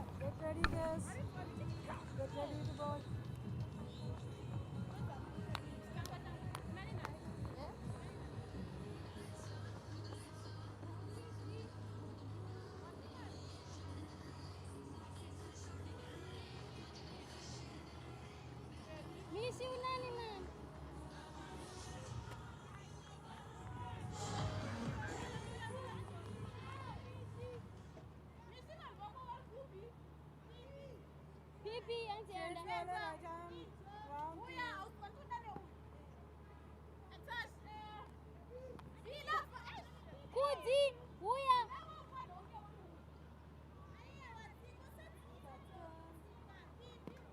So it'll be Michelle Mavunga to bowl the final over of Pakistan's innings. How good has she been? 1 for 23 from her 3 overs thus far. Packed leg side field. Well bowled. Good tactics. She's got a long on, a deep mid wicket, and a square leg on the boundary. So as long as she's coming round the wicket and full into those pads, forces the batter just to hit the ball out to those fielders. Pakistan need a few big hits. Both these batters have now been there for quite some time. Partnership has gone close to 35 deliveries. And yes, exactly 35, 64 of 35. But 5 balls remain and they need to make good use of that. And this is a full toss. This time it struck and struck big. Sails over the fielder. 6. Much required. This time the execution's not right. That's the only problem for Mavunga. She's looking to spear in that Yorker once again, but it's the low full toss. The form that Iman's in, she's not missing out on this. Low full tosses are not easy to strike big. This shows that she has this natural ability to hit big. And the power that she has backs up the instinct. Once again, struck on the leg side, and this time it's straight to the fielder. Got 4 sixes to her account now, Iman. She becomes the 4th Pakistani to do so in T20 international innings. Alia Riaz achieved that feat in the previous match as well. This hasn't been Pakistan's forte for clearing boundaries, but recently they've started to do that. Good work on fitness. Progress is there to see, but it's only the start. And they'll need to keep doing the hard work to catch up with the world's best. Talent is certainly there. Just needs talent management. More discipline, more hard work.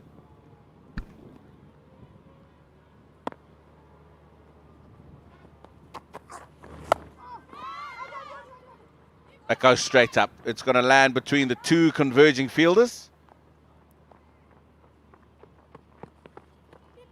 And they will come back for 2. So 1 ball remains in the innings for Pakistan.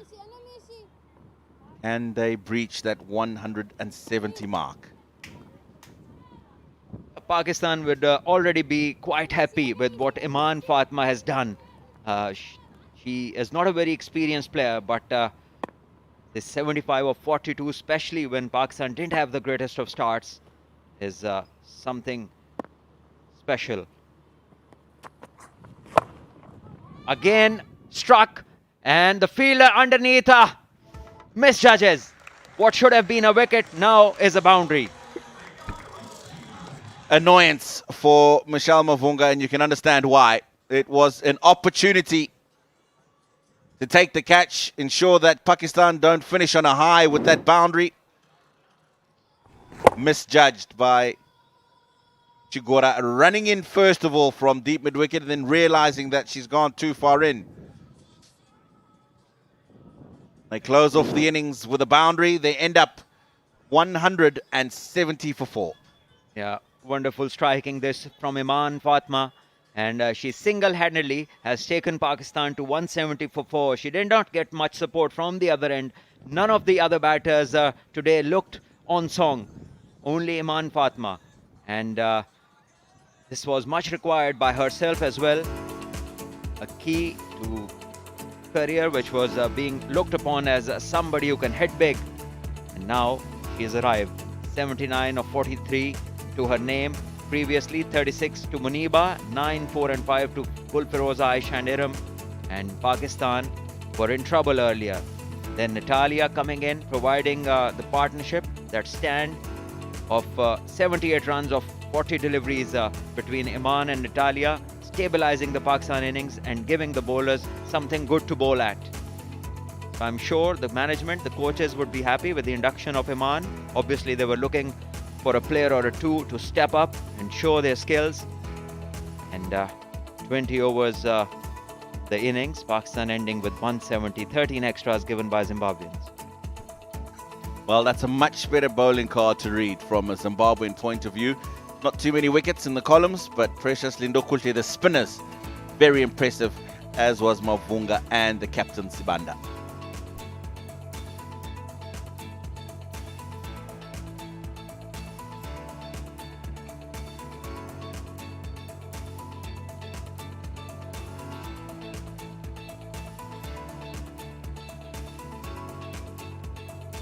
Uh, 170. Zimbabwe will need 171. They possibly will feel that with a good start, they may have a shout here. Right, so let's go downstairs. Let's find out who's there and what have they got to say. So I'm here with Iman Fatma. She scored a brilliant knock of 79 runs, not out. ईमान जब आप आए थे overall Pakistan की condition की बात करूं तो 10 overs में 60 रन थे और 3 आउट थे, तो आपकी किस तरह से असेसमेंट थी उस टाइम पे? मैंने जब स्कोर बोर्ड देखा तो मुझे जब उन्होंने बैटिंग पे भेजा है, पहले तो अल्लाह का शुक्र है मैंने अच्छा स्कोर किया, अच्छा खेला, और जब सर ने मुझे बैटिंग में भेजा तो मेरा यही था कि मैं अपना नेचुरल खेलूं, तो उन्होंने यही कहा था जो तुम्हें गेम आती है तुमने वही करनी है तो तुम्हारी लगेंगी, और उसी में सक्सेसफुल हो गई। ईमान, पिच की क्या असेसमेंट थी आपकी? आपको लगता है थोड़ा सा स्लो साइड पे था और उसके बावजूद भी आपने इतनी अच्छी हिटिंग की इस पे? हाँ, आज मुझे लग रहा था पिच थोड़ा सा लो भी रह रहा था कहीं से बॉल, और ना बॉल स्लो भी था। जो पहले हमारे पिचेस थी मैचेस की उस पर बॉल थोड़ा जल्दी आ रहा था, इस पर बॉल रुक के आ रहा था, लेकिन ये है कि जब मैं उधर सेट हो गई थी तो मुझे अच्छा बॉल नज़र आ रहा था, तो मैंने यही ट्राई किया है कि अपनी शॉट्स मारूँ वो ना रोकूँ, तो वो मैं उसमें सक्सेस। ईमान, आज आपकी मेडन 50 भी हुई है, congratulation on that as well. तो कुछ सोच कर आई थी, एक इंडिविजुअल गोल होता है सीरीज़ में कि मैंने क्या करना है? मेरा इसमें यही गोल था कि जो मुझे एक तो नेचुरल गेम आती है मैं वही करूँगी, बाकी यही था कि जो मेरी शॉट्स हैं मैं वो नहीं रोकूंगी, क्योंकि हमेशा जब मैं अपनी गेम खेलने जाती हूँ तो मैं उसमें रन्स करती हूँ। Thank you so much, all the best. Thank you. It's time to get back to the comm box now. Pleasant. Such a wonderful innings for Pakistan. So it elevates them to 170 in their allotted 20 overs. It means that the Zimbabwe women will require 171 at 20 overs. They'll have to go at 8.55 to the over. Don't go away. We'll be back in just a few minutes' time with that run chase.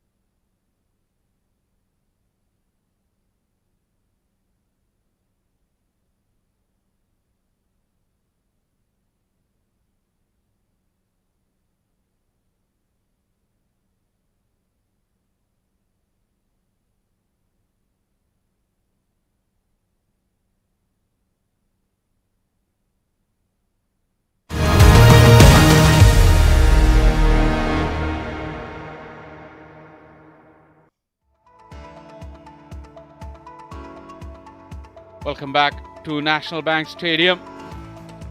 A fabulous evening here. Pakistan were under the cosh, but they recovered to get up to 170 for 4 on the back of a wonderful knock from Iman Fatma, 79 of 43 in partnership with Natalia Parvez. They took the score along from 92 to 170, a handy partnership. 36 for Muniba Ali at the top of the order. In form, Gulfiroz and Aisha fell very cheaply.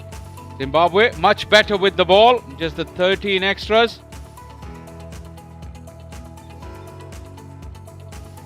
Like I said, Pakistan recovering to get up to 170. Iman Fatma was the star. It was a very, very good effort. Can't really call it a chance. Bringing up her 50. Clearly favored the onside, peppering that onside boundary on multiple occasions. Tebanda, surprisingly, having bowled the first over and then the 19th, didn't use herself for the 4 overs. A wicket apiece for Linda Kole, Precious and Mavunga. But those run rate or the economy rates really suffered at the back end of the innings. Zimbabwe be feeling a little bit disappointed, having let Pakistan get away with situation. Like I said, they were 92 for 4 well into the second half of the innings. But then that partnership between Natalia and Iman Fatma got Pakistan to a very, very respectable total. Joining me in the commentary box is Pakistan international Ayman Anwar, fresh from her dinner. Very good evening, Ayman. Thank you so much. You rightly mentioned that Zimbabwe must not be very happy because they allowed 130 runs in the last 10 overs. They restricted well in the first half of the game. They got wickets, but in the later half, they allowed so many runs on the board, and this is the reason that they need 171 runs to chase in 20 overs. They looked really different today, bowling-wise, discipline-wise, fielding-wise. But in the later end, they lost themselves. There were some easy misfield. There were some drop catches, and there were some loose bowling from their side. That could not do anything against the blistering knock of Iman Fatma. She looked stunning today from ball 1. And her contribution is vital because none of the Pakistan batters looked really comfortable on this deck today. Yeah, definitely. Pakistan recovered through her. Now Zimbabwe done well with the bat in patches like they have with the ball. Most disappointing aspect has been their fielding. Today it was much better. Beloved Biza, she has quality, and we've seen that on this tour. This format, her best is 49. She'll be looking to get Zimbabwe off to a good start, and in all honesty, Zimbabwe's all hopes lie with Beloved Biza. If she's able to score a good 70 or 80 here, can really give Zimbabwe an outside chance of winning this one. Easy against this bowling line of Pakistan, led by Fatma Sana. What a great stat she has. Amazing. She can turn the match. She has won many matches for Pakistan single-handedly. Her best is 4 for 26. At just 24 years of age, she is the leading attacker of Pakistan women's team, the captain. It only took her 7 years from her debut to becoming a captain. That shows that how quick learner she has been through her career. Have a little change in field. The conventional start, this is from Fatma Sana. She has got deep third man in place and deep fine leg, which is a little squarer, and a slip in place. Coming right arm over to you. Let's play.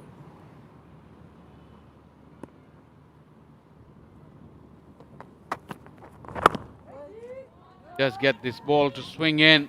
She's chosen herself the right hand as well. Breeze will be helping her in swing. Here you go. That was the contest that Fatma Sana won in the last game. Bouncing out Beloved Biza. What a good ball this was. An ideal ball for an in-swinger. Got 3 wickets in her previous match. One of the short ball, one of the ideal in swing, and that was a spectacular catch from Nashra at short cover. Despite that in swing, she's got only 3 fielders on the onside. Shot and pummeled away. That is a cracking shot. Beloved Biza was ready for the short pitch stuff from Fatma Sana. And that was one hell of a strike. She picked it up too early from the hands of Fatma and nailed it. What a good start this is from Beloved Biza. It was short and she pulled it with all her power. So the intentions are very much clear from these batters that they want to take you on. And Fatma is disappointed because she missed her line. The idea was right. She wants to pick up wickets. She wants to show her intentions. She wants to be aggressive.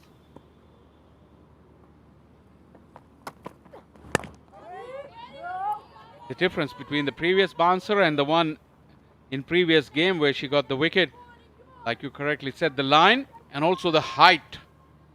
Batters do not like the ball bouncing in front of their throat, right in front of their helmets. But anything which is waist to chest height, feel really comfortable, and to go with that, if the line is too straight onto the body, drifting down, is easy pickings for someone as good as Biza.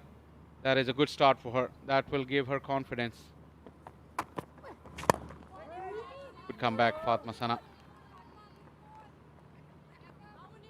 This is consistent.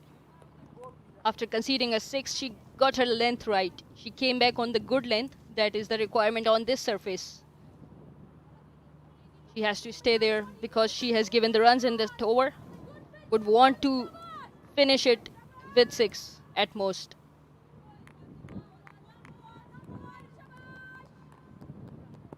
Good for Rosa, the lone slipper.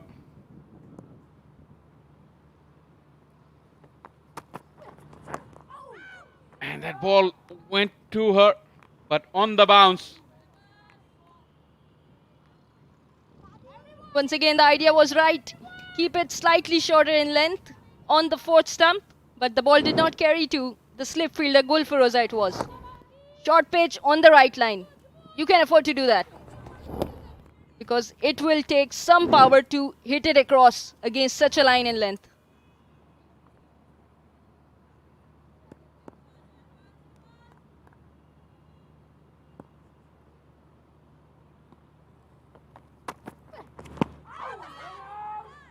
That is a good delivery to close out the first over. Good movement in the air and off the pitch for Fatma Sana. Zimbabwe after the first over, 6 run.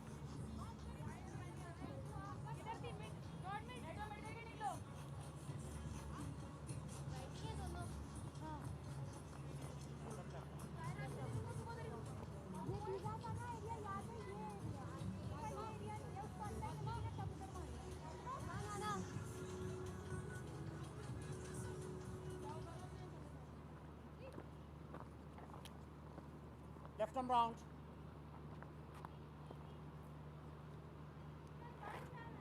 That's center.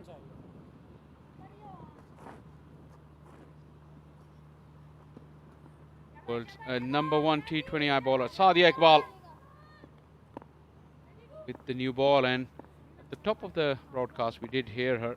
She likes bowling with the new ball. She does the preparations.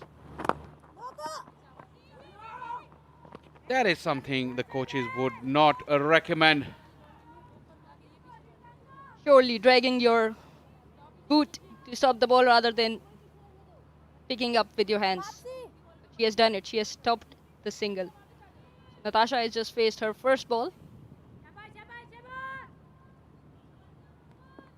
We were having a change in the field, but she decided to stay with that field set now.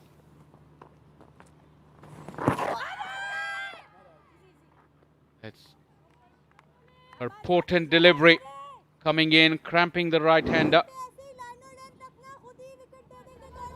This gets difficult for the batters because when she brings it in from this length, this is where many batters get struck against her.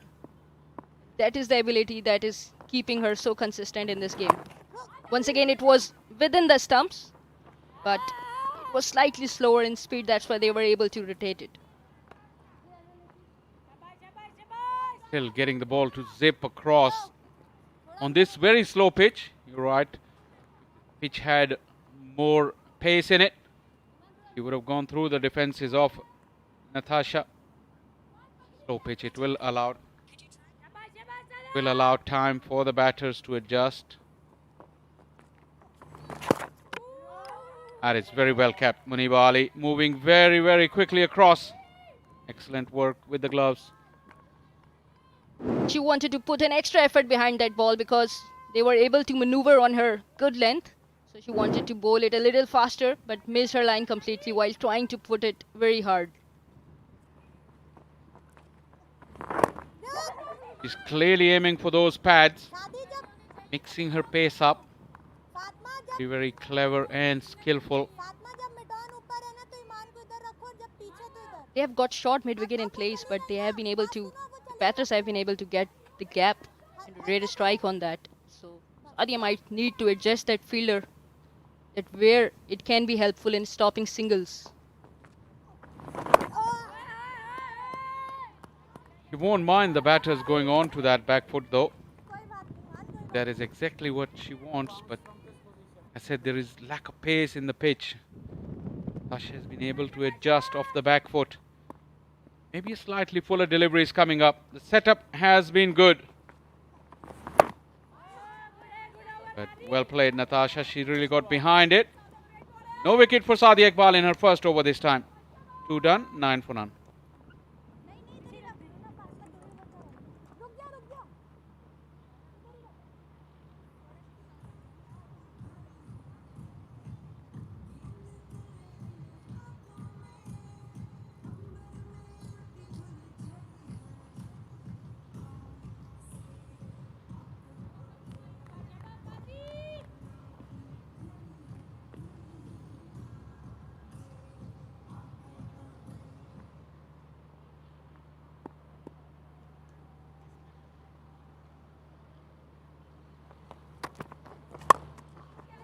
Up and over. That is a beautiful stroke. It was wide. It wasn't a half volley. But Biza just opened up her shoulders. Struck a beautiful boundary. Biza is looking determined today. The width was provided and she went after it with the full extensions of her arm over the head of the cover fielder. It was a good looking shot from her. And a loose delivery from Fatma Sana. Slip is out. Short cover catching, maybe. Look at those ring of fielders on the offside. 5 of them. Fatma is bringing the ball in as well at the same time. Good battle between two quality cricketers. This has gone up. And straight to Aisha Zafar. Fatma has once again won the battle against beloved Biza. That was counter-attack from Fatma Sana. She got struck off her very first ball. She came back on the hard length and Biza wanted to play it over the head of the longer fielder but could not make a good connection and ended up giving a shot. It did not come from the middle. It struck him a little above that. And Aisha Zafar took a wonderful catch. The beloved Biza has to depart scoring 11 of 9 balls. It's 13 for 1.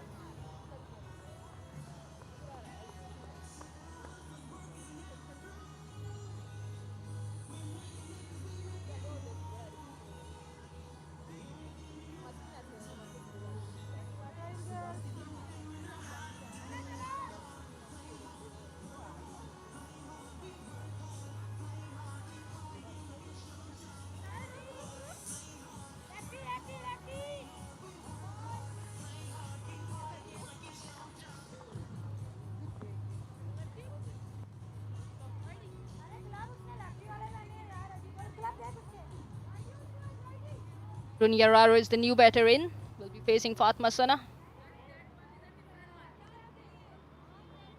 Highest run rate score of 10 runs in 7 matches. So she is surely new in this team. Has a big career ahead of her. Center. Yeah, let's start. Coming right arm over to you. Fatma Sana is really on top of her game these days. Sensational tour of South Africa. Feeling good about herself, her captaincy. Smile on her face all the time. Was the straighter delivery. It didn't come in. Goes past the outside edge. That's how Fatma got beloved visa out. The ball came back in sharply. And good take this is from Aisha Zafar at mid-off. A lot to be seen on this delivery by beloved visa. She wanted to play it against the swing. That's why she could not get the distance on that ball. It's breezy here in Karachi. The evening is very pleasant comparative to what we had before this game. That's why we are seeing so much swing. It's a beautiful evening. We have some spectators in attendance. These are in the open stands, generally. The new pavilion building with the hospitality boxes. They're really well packed for all these games. Edge, and it didn't carry or did it? Muniba was diving to her right. Got both hands to it. I wonder if it carried. What a good ball that was from Fatma. Once again, it was on the fourth stump, and Natasha wanted to play a drive on that ball, but got a thick outside edge, which quietly carried to Muniba. A lot of effort was required from her to collect this ball because it was carrying a little shorter. She had to come slightly forward. Muniba had to, because she had to go sideways, but also she needed to come forward. Not an easy thing to do. Not easy at all if you're moving sideways and still have to come forward. Got both hands to it, but she couldn't get the hands out in front of her to get the ball on the full. Opportunity created by Fatma Sana. Lines have been very good in this over.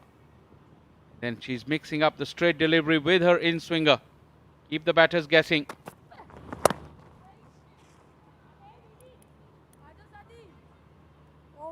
Got in the way. Successful over for Fatma Sana. Zimbabwe 14 for 1.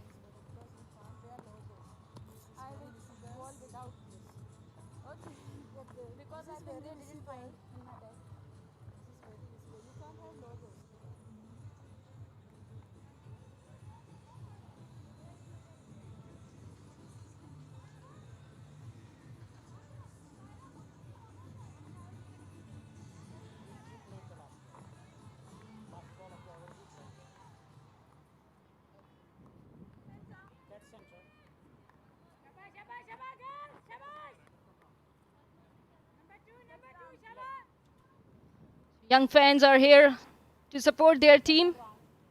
And very good to see them in the stands. This is what inspiration is all about. Won't put you on the spot. Eamon, get ready. What was the first game that you attended? Was it here in Karachi or somewhere else in the stadium? Can you remember? We'll give you time to think about it if you don't remember. I do remember that the first ever game that I played here was the regional inter-district. I never watched any match as a spectator. These two little girls are already beating you to that because they have seen their first game at a very young age. Surely they are.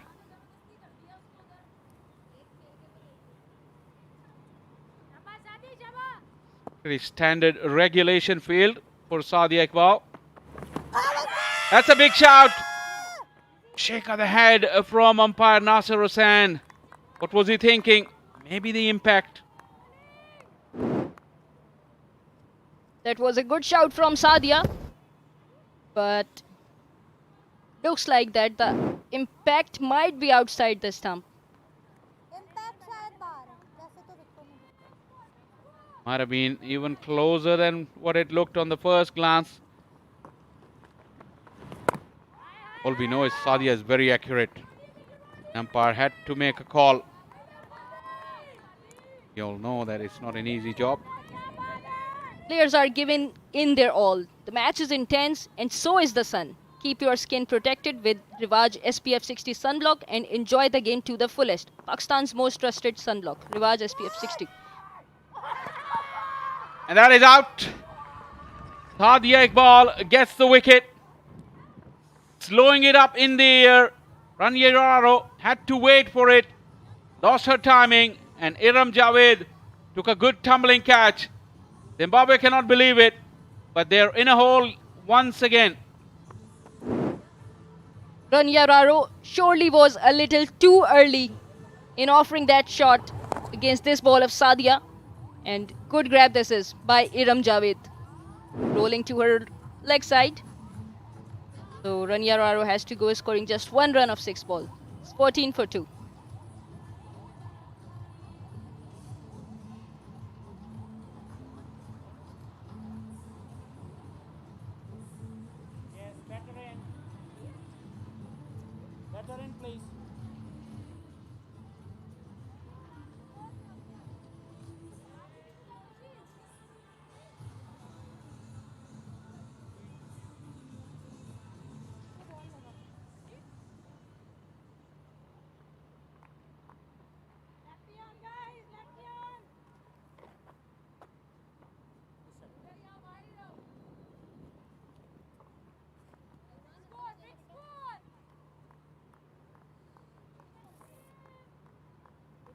Kellis, she is one of the more experienced one.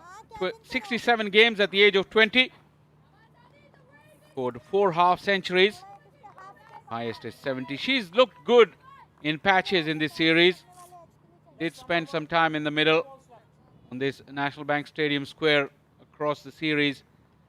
And she's the second best batter on tour for Zimbabwe after beloved Biza.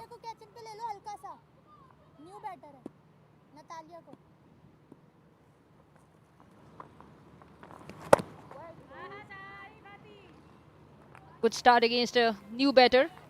So certainly Kellis has a lot to do ahead of her. Because that's how Sadia took the wicket of Ranyararo. It wasn't short. It looked like to her that it is pitch short, but it was on a very good length. Very strong shot down the ground. Once again, Sadia Iqbal putting her foot in line with the ball. Lucky she didn't get hit. It could have been dangerous. The boundary to close out over number 4. Zimbabwe 18 for 2.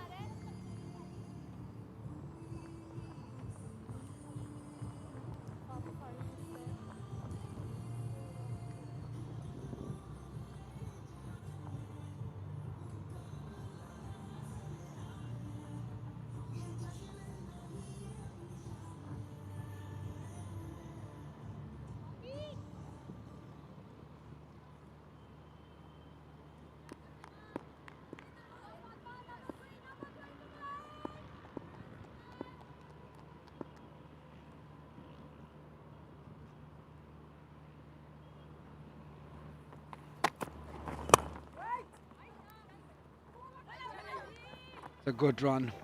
Straight to the fielder though.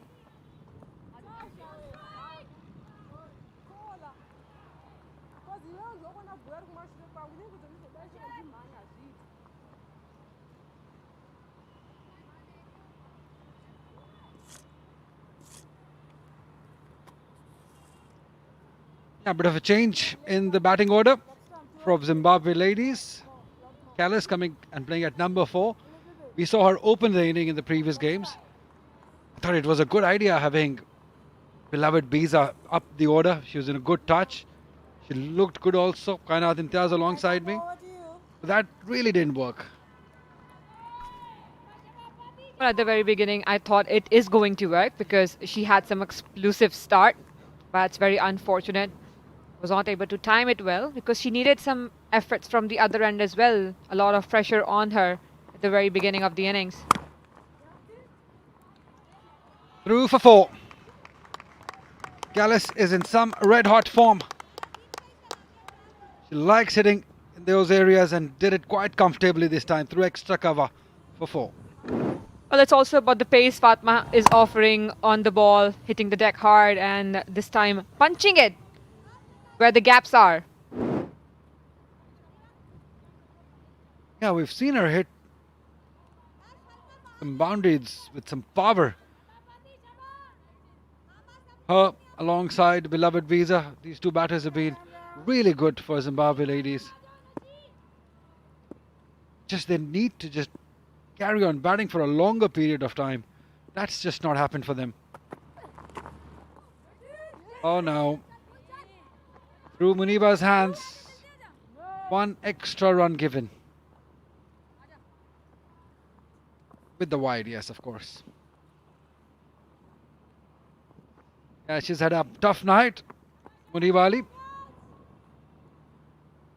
Rusty with the bat and now struggling behind the stumps also. Well, she's overall a good player, but I think she's struggling with the confidence right now. That's what needed because she has all the set of abilities to perform well. She surely has. There's no doubt about that. She's been such a prolific scorer for Pakistan, especially in an ODI format. But she did struggle on this slow pitch. Because when you see kind of people left, right, up, down, scoring hundreds, but you struggling, I think that's an added pressure to her. I think that got to Muniba Ali. She wanted to impress. Not in fact impress, I would say she wanted to score big for herself. Now that she's carried that in wicket keeping. A little shot once again by Fatma. Not punished though by Natasha. Was not an ideal delivery as we have seen Fatma bowl some great line on lengths. Yeah, the surface is on a slower side, so it's not a good idea to be bowling those short deliveries, especially from the end. Fatma Sana is bowling anything towards onside or the leg side, the wind will carry it towards the boundary. We saw that in the first over when beloved Biza hit a 6 that went with the wind and went all the way for 6. Better you bowl your steady line and length. That's a good shot. That's a really good shot. Straight down the ground. Everybody in the dugout likes it. Natasha scores a boundary.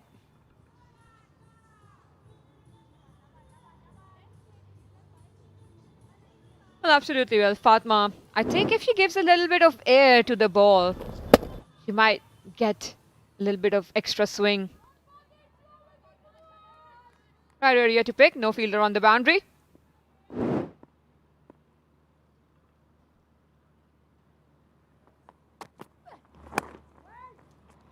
Yeah, they've handled Fatma Sana quite well. You have to say that. She's bowled 3 overs now, given away 22 runs. Just took 1 wicket. 5 gone, 29 for 2.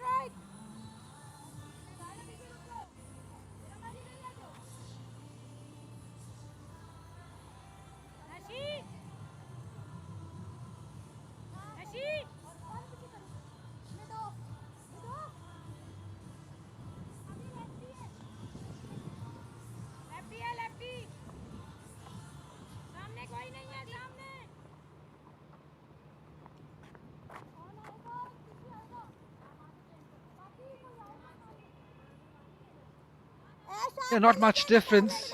In fact, exactly Pakistan were on 29 at the same stage. Zimbabwe, they just lost 1 extra wicket. 29 for 2 after 5, as we see. Nashra Sandhu, she wasn't included in the side in the previous game. But that's the series has been about, giving opportunities to the youngsters. 68 wickets for Nashra Sandhu, best of 4 for 18. Economy also very impressive, 5.46 to her. Pakistan are playing with 4 genuine bowlers in this game, so that's why the role is very important from her and Saad Iqbal both. Yes, she starts off with a fantastic one.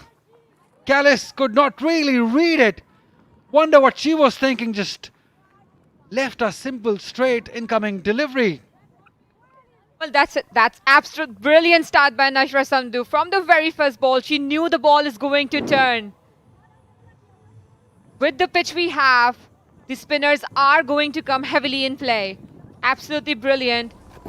As you see, it just slight bit of turn, but she completely missed it. Completely. She didn't go for it at all.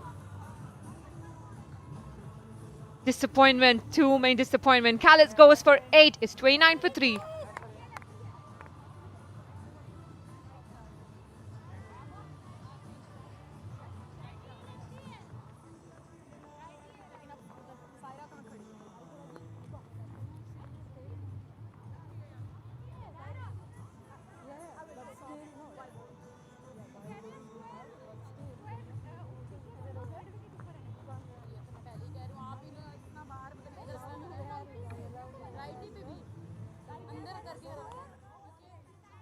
Adele Zimbabwe, the new batter in. Zimbabwe women have lost their 3rd wicket. In a very funny way, I would say. We'll get back to that. She scored 53 runs, a strike rate of 72.60, highest of 20. Still very young, just 21 years of age. Adele Zimbabwe. Right, I'm going to ask you just to go through that wicket. What was she thinking? How she left the ball. When I get back to it, because Nashra Sandhu has started off brilliantly. Wicket on her very first delivery, not the best delivery that she has bowled to get a wicket, but she still will take it.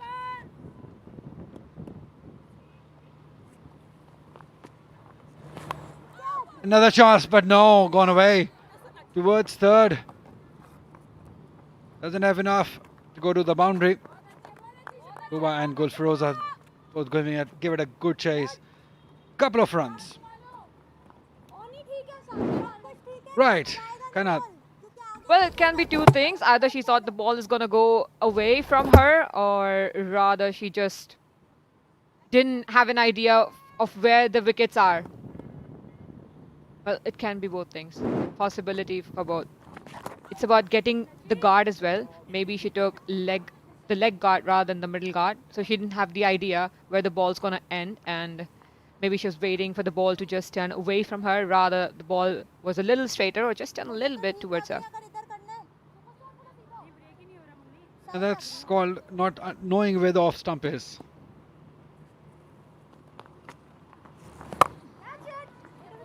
That's hammered. At least couple. At least couple. No, maybe more. That's 4, Aisha Zafar. She had to run from a long way. She did well. Just could not quite stop it in the end. Adele, she started off with some boundaries.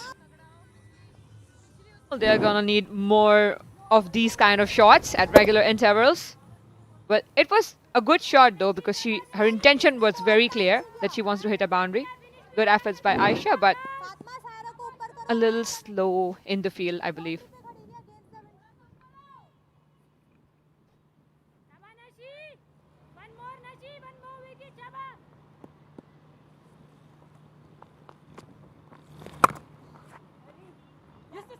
Oh no. That's not good. Gone right through her hands. And out of all, it's the captain herself. Fatma Sana was one of the best in the business. That's it, go. Little outside off-stump delivery. Couldn't judge the bounce at all, Fatma. Went reverse curve rather than just taking it in front of her. Yeah, a little too casual.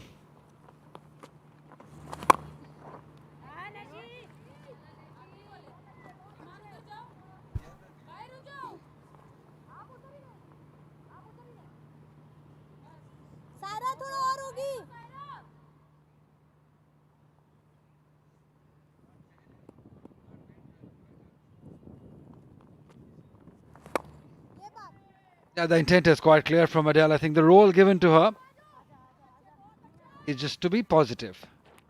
That's how she has started her inning. 6 gone, 41 for 3.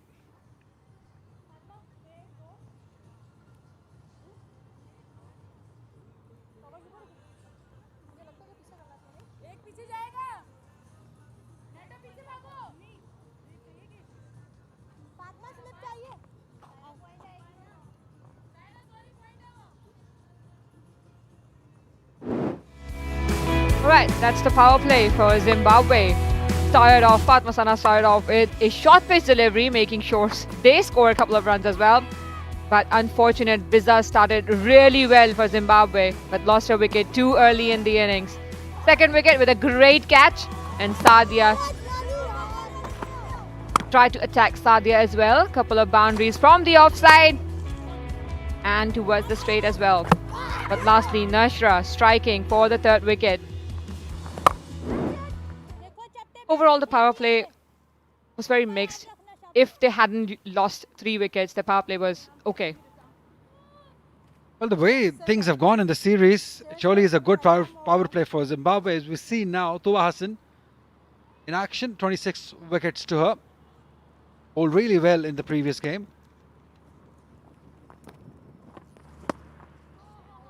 Just 4 wickets in last 15 games. That's a bit of a worry for Tuba.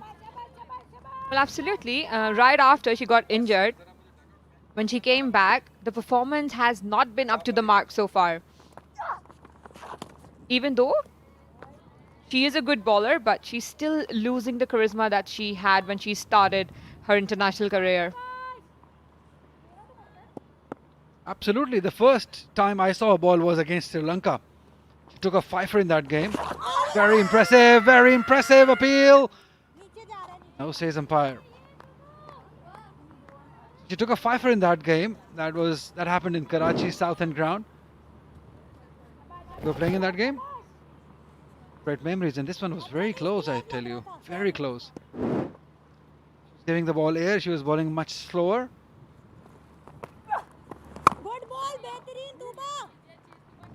Yeah, probably more T20 cricket is what has gotten to her. She started bowling with some pace.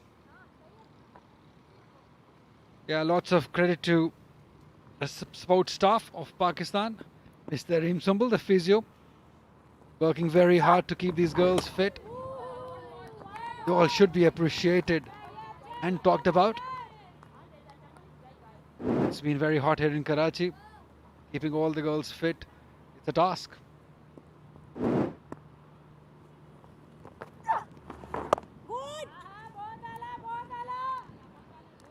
It's a good start.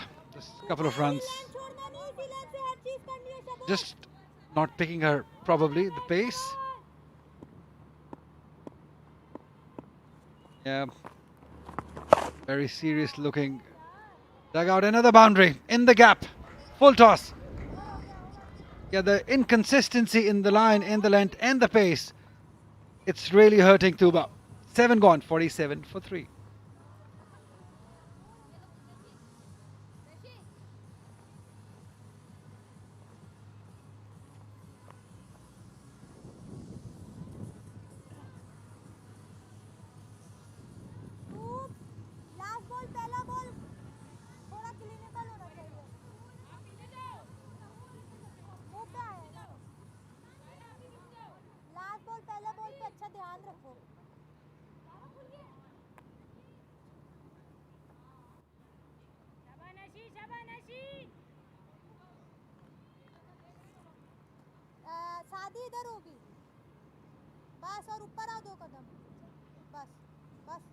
Well, Bizarre too early in the innings got out. She was one player who could take the team across the line. Overall, except for the wickets, they're going fine so far. Pakistan was in a similar kind of condition, just that the wickets were in hand. Main players were still on the crease.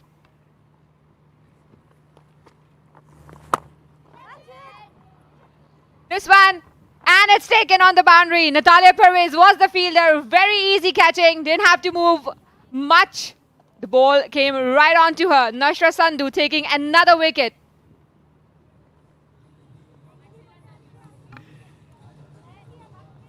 Yeah, that's a good catch. Impressive catch by Natalia Perez, and a very good ball also by Nashra. The pace she bowls at is just amazing. Mixes it up. Have a look at this. No worries at this end. She gives nothing to the batter. Look at this. Very slow outside the off stump. She got greedy. Adel Zimamu Zimunu. Looked good for her. 12 runs, 4 done, 47 for 4.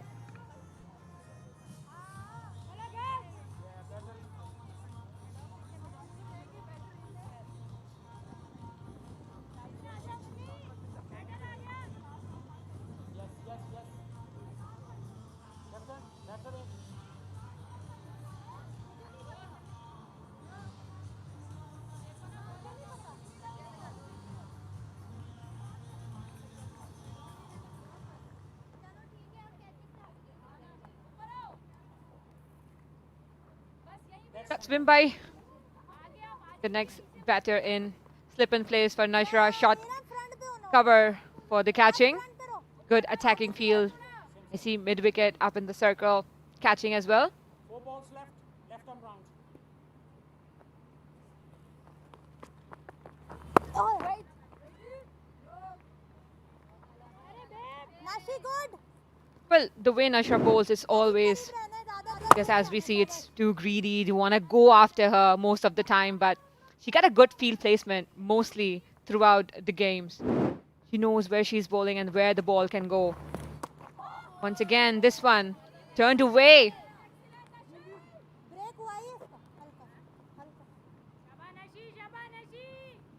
Yeah, the intent seems to be quite clear.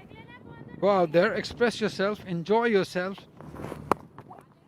Gather as many runs as possible, but don't get confused. Don't run yourself out, and exactly that's what they've done. Looking for runs, confusion in the middle.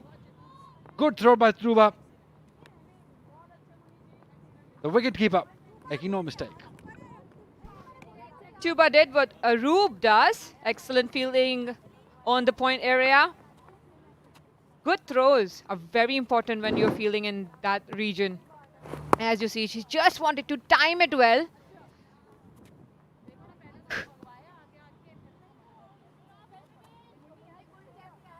Easy run outs over there. No coordination between the two. Mumbai will have to go. Goes for duck. It's 47 for 5.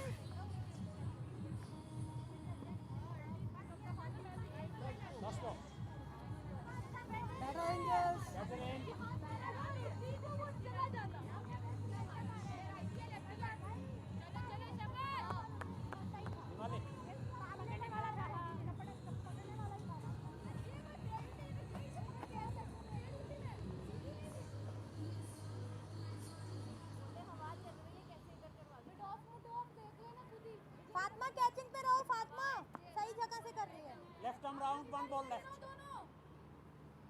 Michelle Wabunga. 10 matches, 73 strike rate. 21 years of age.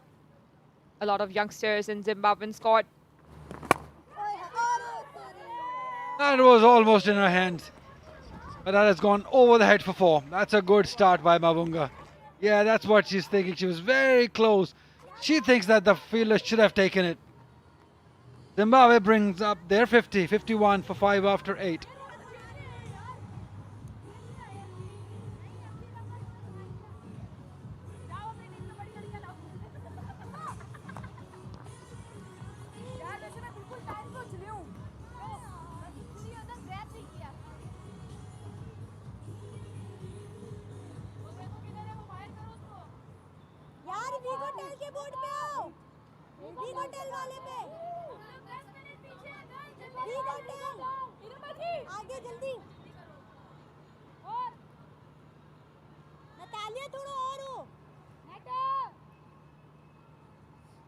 Sandhu has been the most successful bowler in terms of picking up wickets. Her last good hits, and Tuba continues from the pavilion end.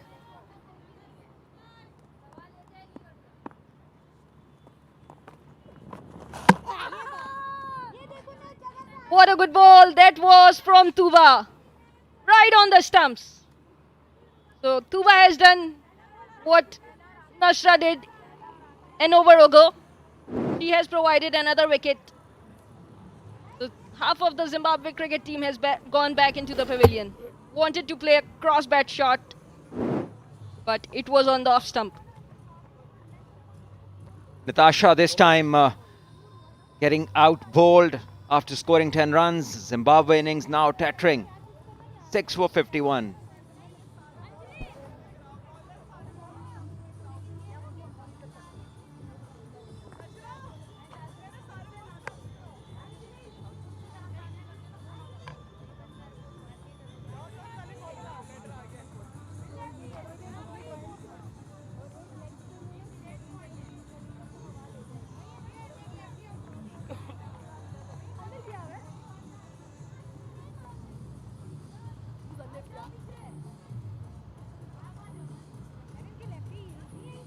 Sebanda Nomvelo, the captain, walks in, and the team needs her the most to perform because this match was very much crucial for Zimbabwe to stay alive in this series. It was a must-win game for them. Very experienced player, 62 matches to her name. A bowler, bowling all-rounder we could say.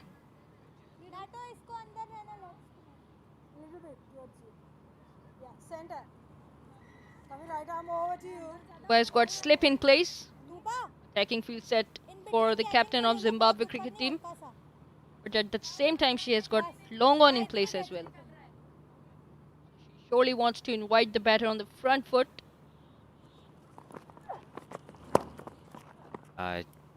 Slip in place, all the four fielders on the offside in the ring. Tuba looking for more wickets. This is how she picked up the previous one. Batter trying to go across the line. Tuba getting the reward of bowling straight within the stumps. This is once again floated up in the air, enticing the batter. Good ball, Tuba. अच्छी ball थी. ये बहुत अच्छा था ball, शाबाश. ठीक है. 4 dot balls for Tuba in this over, along with the wicket. This time wanted to play a slog sweep shot, but could not connect it really well from the middle of her bat. Could only get 1 run. Here's the smartphone, Smart 9 Pro Vigotel. Vigotel smartphone, your style partner. Only for 26,500 rupees. This time it was up in the air, but the fielder was placed in the ring, so a welcome boundary for Mavunga. On the last ball of Tuba Hassan. Was slightly overpitched and she made the most of it. 9 overs gone, it's 56 for 6.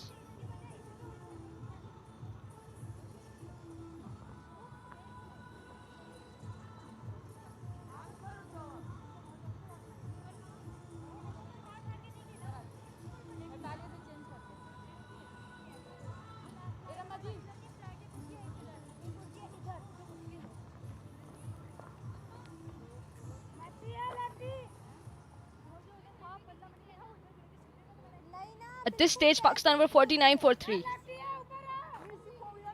The first half that Zimbabwean bowlers did was too good. Extremely well from them. Disciplined, restricting Pakistan to 49 for 3, taking all those chances. But at the same time, at the same stage, they are struggling a lot because 6 of their players are back into the pavilion. The comparison, the score is a little bit higher, but surely it wouldn't help much. Pursuit of 171.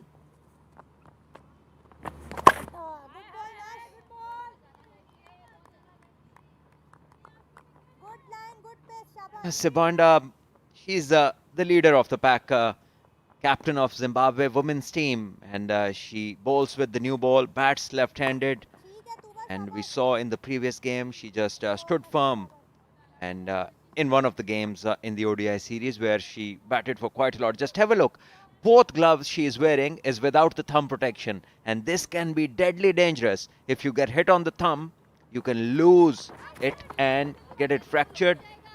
Maybe some important games of your career you might have to sit out. So this is perfectly not advisable. This, in fact, it is very, very dangerous. This is something that you should avoid.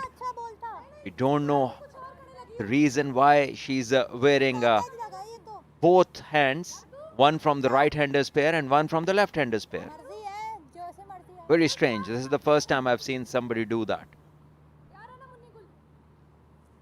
That's a good check, Salman. Amazing stuff, and I'm sure someone from the supporting staff would come forward to help her and tell her that how dangerous it could be for her. It may be that somebody has already told her, but something that she finds comfort in, but it can be mighty dangerous and not advisable. She should get used to the thumb protection. Used to happen in the old days when the team from a street will have a couple of gloves and everybody would keep on changing on the way back when he gets out. And then a lot of left-handers wear gloves of right-handers, right-handers wear it of left-handers, just because they happen to have one certain kind of pair with them. But at international level, that's not the case. And in an injury at this level, certainly not an excuse. After 10, it's 58 for 6.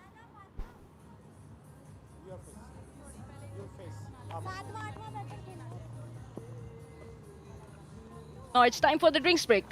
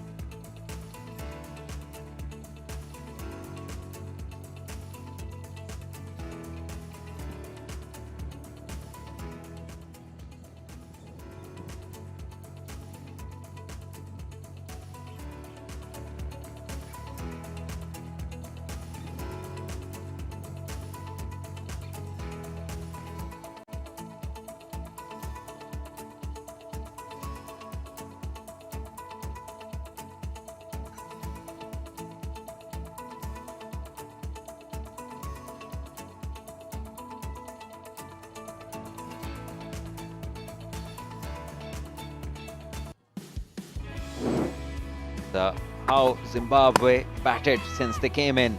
And this one was the first wicket to fall, caught at mid-off in the ring, and then a soft dismissal trying to cut the ball, and ground well made by the fielder and taking it well. And this was a misjudgment, a ball coming back in and left alone. The timing really hasn't been there. It's been all too easy for the Pakistan bowlers.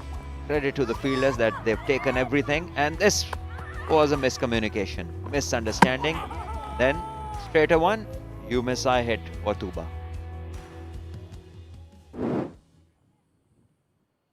Zimbabwe 6 down for 58, and what started as a game where they've improved upon their bowling in the power play, the fielding was good, the line lengths were good, but then it all started to fall apart when Iman Fatma got going, scoring 70 plus in her first game of the series. 79 of 42, the innings of resurrection for herself and for the Pakistan side tonight. It was her maiden 50 today in the T20Is. Just missed it. Tuba started off off the off stump. Mavunga wanted to cut it, but could not come into the line of the ball.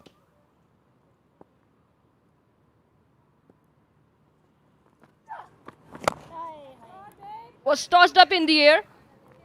Was full pitched. Mavunga wouldn't be very happy missing that delivery. He wanted to play it really hard. Sun spinners have been very accurate. Once again, Tuba flighting the ball, enticing the batter, and an easy chance spilled. Aisha Zafar is the fielder, and this is something that should be taken notice of by the fielding coach. This is just not on. A straightforward chance. At international level, this should be held with one eye closed. Plenty of time, decent height, no pace on the ball, and no reason why you should drop such a catch. Googly.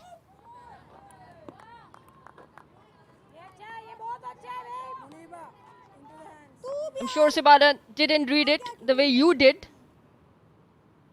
That is because they don't spend a lot of time on the pitch. Full toss. Hit away towards mid-wicket. Ball to be bowled in the 11th over. Bunga on 9, Sibanda at 4.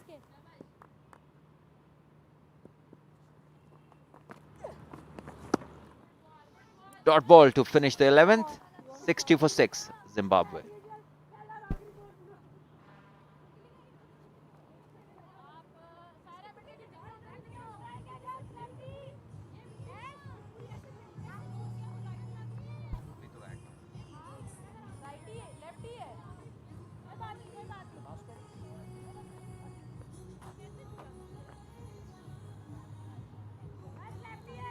While chasing 171, the batters have played 45 dot balls. That's plenty of dot balls into the first 11 overs. Yeah, there is Shah Faisal standing with the cameraman, advising them which angles to take. He's had his dinner, and now he's off for off to some walk and some useful tips to the people covering the game. And there is telling them how to cover the in-swing. 2 months away from home, not easy.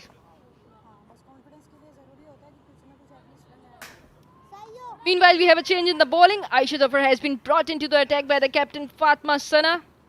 She's a part-timer bowler, sometimes very much effective in taking wickets, as she did in the ODIs. It was a misfield from Sadia Iqbal. Bank Alfala proudly supports women's cricket, and through its Pehchan current account, it is helping women build their identity and confidence beyond the game. So open your account instantly using bankalfala.com. Dot ball. 4 balls remain, Eamon. I can cover them up. Meanwhile, you go open your account. The offer is for limited time, I guess. Swept again. Sibanda is very fond of sweeping the ball. She hasn't had a decent connection this over, or maybe in the previous one as well. Not getting the timing right.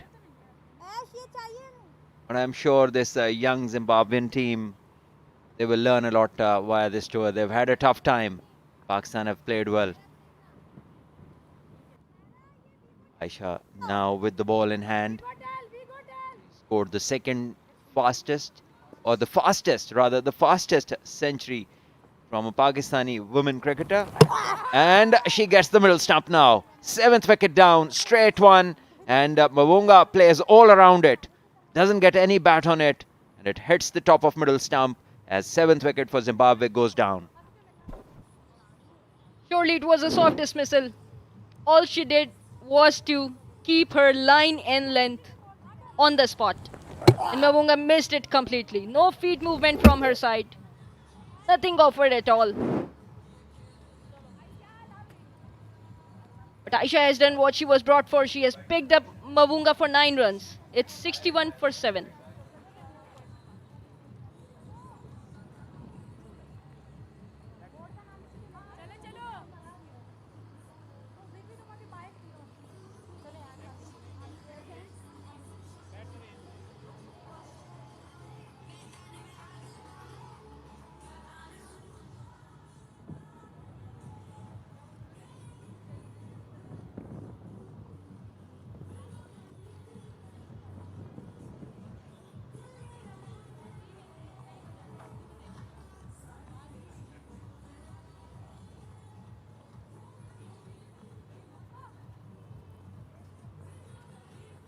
The struggle continues for the batters. Lindo Kuchle is the new batter in. She bowled really well.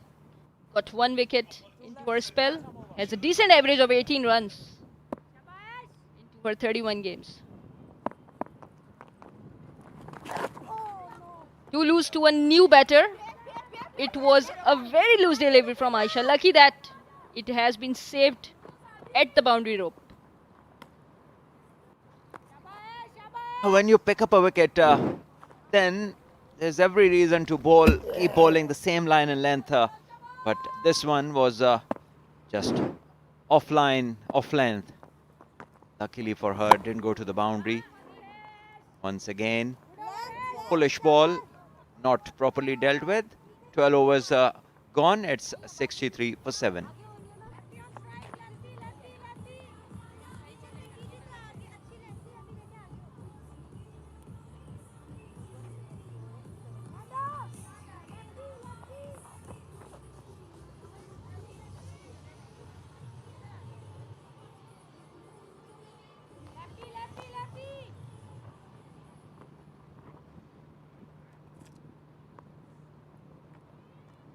यार इधर आओ इधर आओ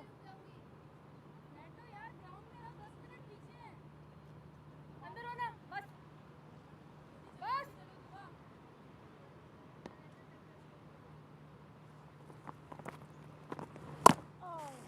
Tuba good ball there good start Yeah, those last 5 overs been the story for Zimbabwe in this series.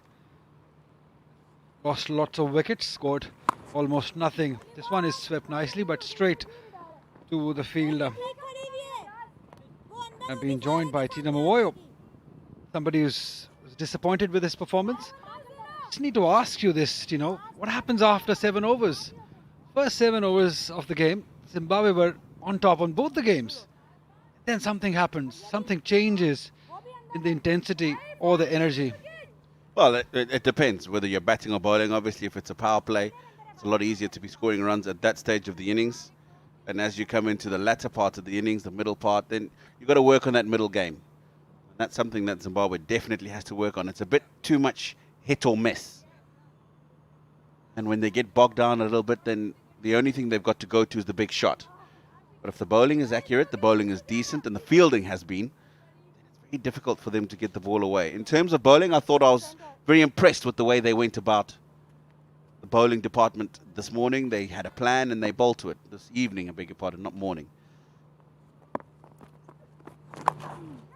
But the one thing you cannot run away from is the fact that they're a very inexperienced side.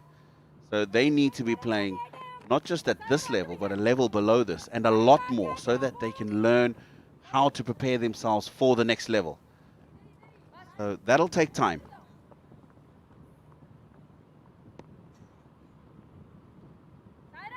Absolutely, and that's why we've not been overly critical about them. We understand where they're coming from and what needs to be done.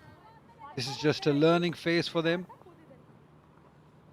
There's no other better place than Pakistan to come and play cricket. These testing conditions. Good bowling lineup, Pakistan's. The batting is in some good form also. Probably what they need to work is the fielding at first. Yeah, batting and bowling skill, that's different, but the fielding is probably something they really need to work on. Yeah, fieldings are controllable. And that is certainly something that you can control as a team, you can work on as often as possible. And that is a non-negotiable. So certainly way too many opportunities have gone down in the field. Missed fields, boundaries as a result of poor fielding. Something that the coach, Kate Ibrahim, has flagged herself. So there's work to be done there as well.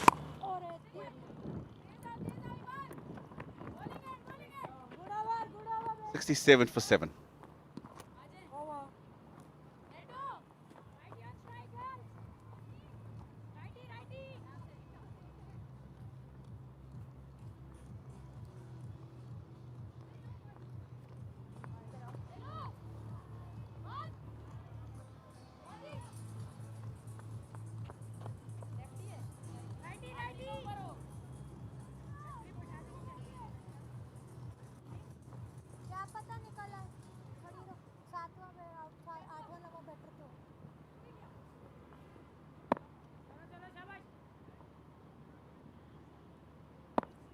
Right, Aisha Zafar Good. for her second over. She's just given away 3 in the first, taking 1 wicket. She's in good form with the bat, with the ball. Ran herself out. Missed an opportunity. Good ball, good ball.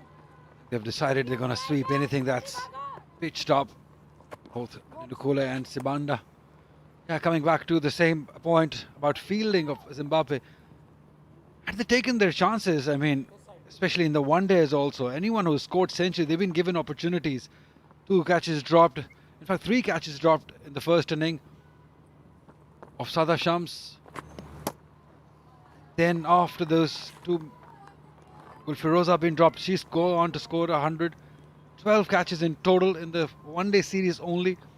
Had they taken their chances, you never know, the result could have been different, you know. Especially when you go back to that first one-day international.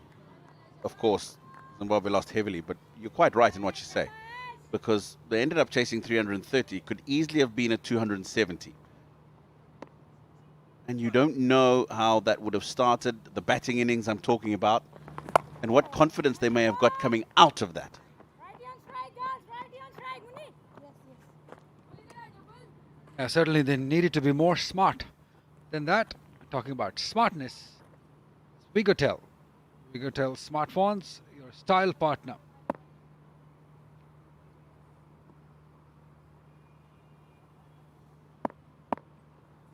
Pakistan have expressed themselves. Going down surely. Given opportunities to the youngsters. That has worked for them. 14 done, 69 for 7 is Zimbabwe women.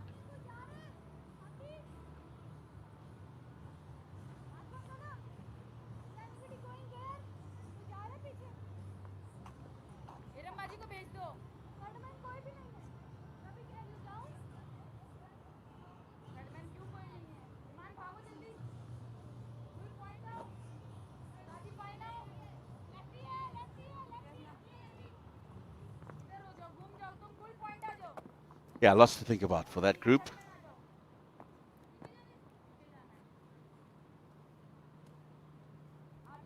Right, if you can take us through what's the responsibility for each man, we'll get back to them. Just to let our viewers know. Change bowler. Coming right arm over. Yeah, on the left, the one who's very animated, talking too much, Stephen Mongongo. Responsible for a lot of development of the game. Your Hamilton Masakadzes, your Tatinda Taibus, your Alton Chikumburas, all came through that man's hands. Sabombo, he's running the women's HPC program in Zimbabwe at the moment. He's here on this tour as a mentor. Next to him was the bowling coach in this setup. Sabombo played A-team cricket for Zimbabwe.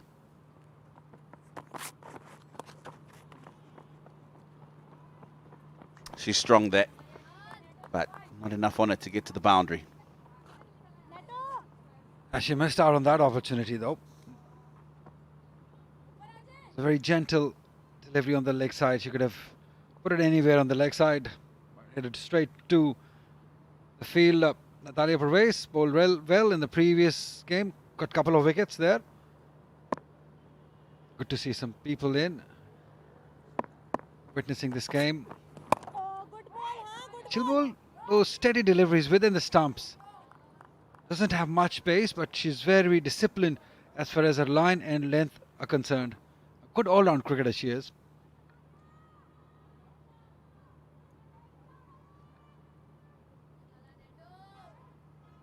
A couple of wickets in that previous game for Natalia. Experience, and as you say, very steady.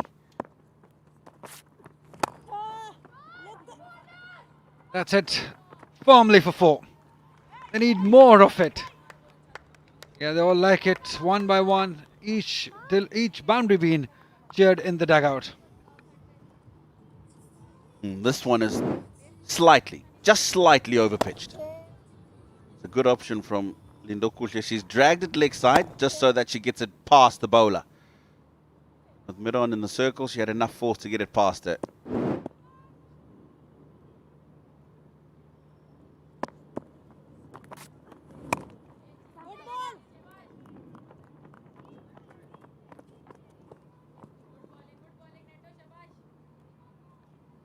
Right, game on, day or night.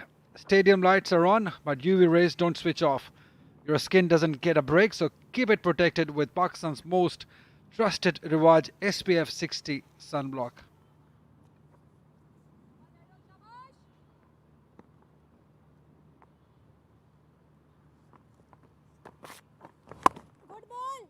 One of our fellow commentators, Shah Faisal, is going to be needing to use the SPF 50-60, spending so much time outside.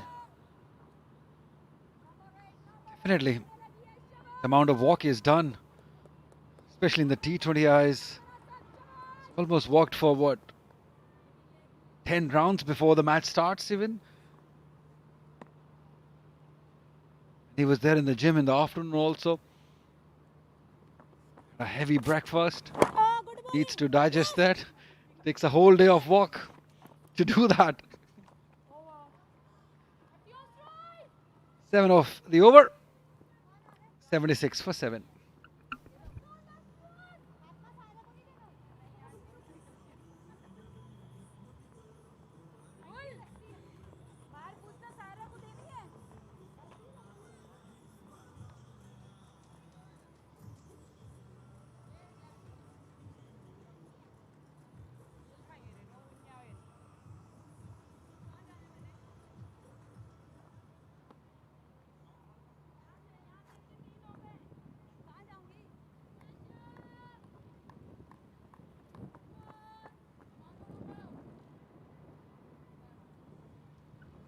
Zimbabwe required lots of runs.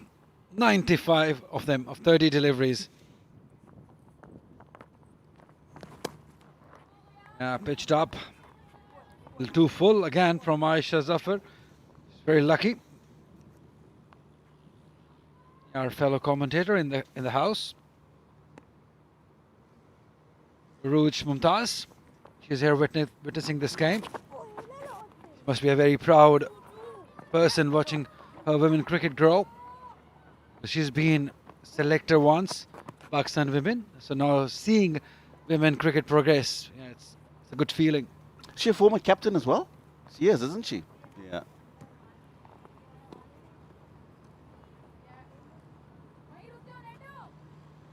Alongside her are some young cricketers also. Saida Roopsha also.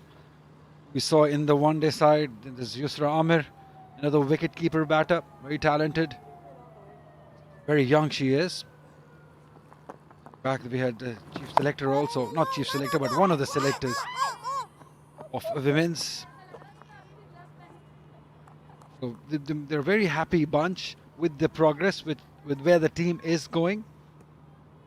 Yeah, we're not talking about the runs being scored or the wickets being taken. It's the general progress that in fitness level, in strength, is improved. And the fielding has been very important. Fielding is improved a lot. Lots of credit to the fielding coach. The catch that Nashra Sandhu took in the previous game, and then Nathalia took a catch at the boundary line. Must be a very proud man how the results are showing. That's wide. Rare delivery that goes down the leg side that Banda misses out on. So there's still a couple of balls to go in the 16th.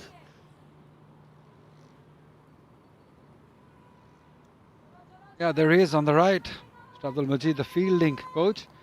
And with him is our very dear friend, Mr. Rahat Abbas. Very serious looking. He's one of the liaison officers for the umpires and the match referee.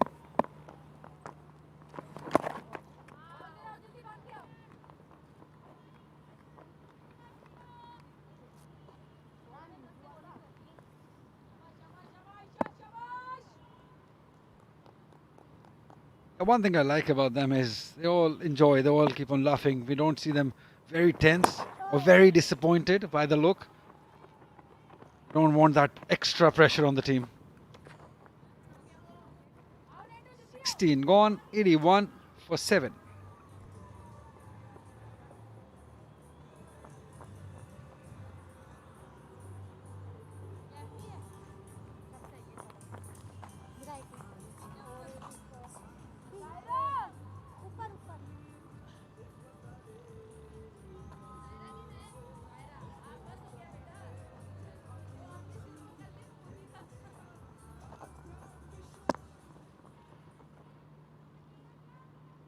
Fatima 5 बार हो गए 1 2 3 4 5 शादी covers पे यार sir शादी covers पे खड़ी है फिर सर बोलेंगे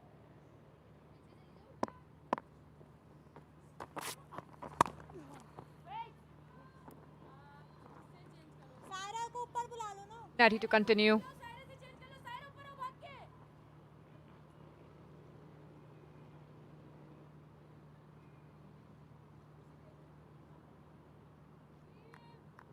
सायरा इधर रोल को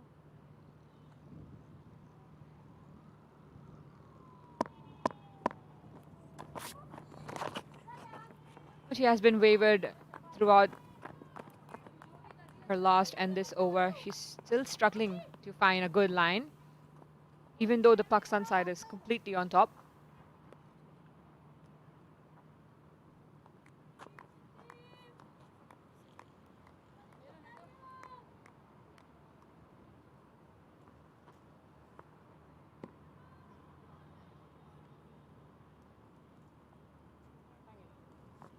Being underbowled is one of the reasons. This is much better in the right areas.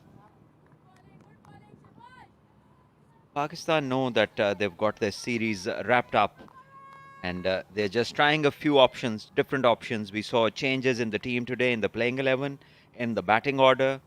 We saw a youngster rescuing the team from trouble, which is good. And now we are seeing some bowlers being used, captain not using herself, just making sure that she sees her options before she gives her input regarding the selection of the team for the World Cup bound squad. But I believe Natalia, she's not been bowling regularly for Pakistan and not even in domestics. So I think they do have other options as well. But it's up to this skipper to make the changes. I'm sure he would have been briefed by a think tank of what to do, which is perfectly fine as far as they're on track and on, they're in line with what they're thinking. But there's definitely good things coming out, and there are also things that need to be worked upon pretty regularly. Fitness being at the top priority, and this one is bowled. So there is a comeback wicket after a long time. Ball within the stumps, you miss, and I hit. Well, with the way she came in with the follow through and the run up, I knew that it is going to be a slower delivery. That's what she does. But I think she collapsed as well, Natalia. Completely missing the line.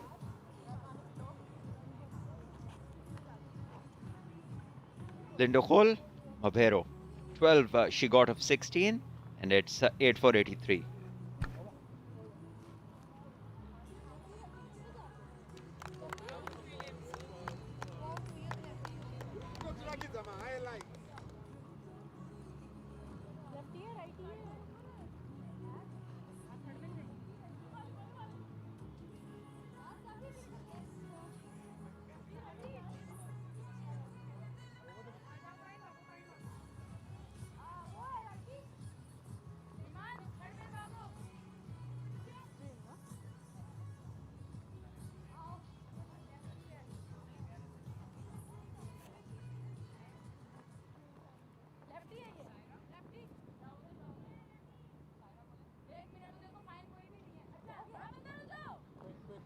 Eight wicket gone already.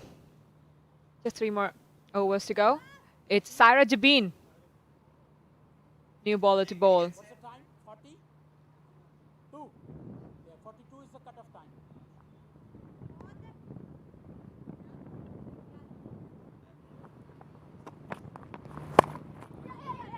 Back foot punch. Driven through the covers. Good chase by Fatma Sana. Saving a couple for Pakistan. Saira Jabin, she represents Chitral. And that's the last wicket that, with a slower delivery, Natalia Perez. Yeah, she was deceived in pace in the air, and in the end, just swung the bat with no connection to the ball. The ball just went on to hit the stumps. Sibanda on 15. Sibanda too today, the Zimbabwean captain, just bowled 2 overs. Bowled a good over, the first one, and then she bowled the 19th over. Perhaps my co-commentator is more excited than the keeper and the bowler. Muniba there with the gloves, the ball falls short.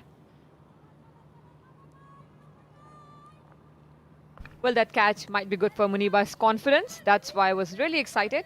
She's getting something.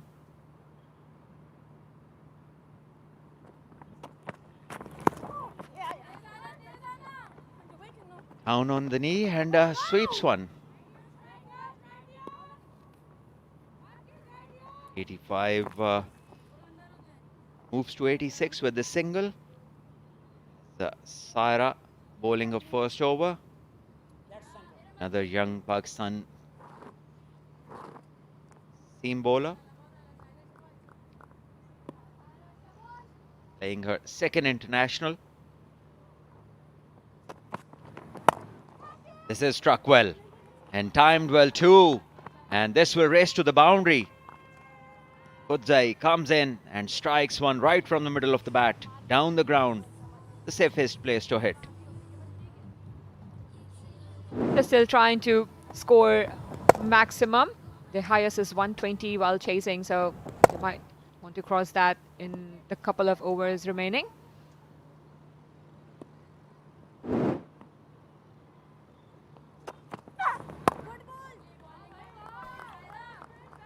Kainat, what number did you use to bat at? Internationally, is somewhere around 6 to 8. Wait, so you took 3 turns in one innings. I was floating most of the time.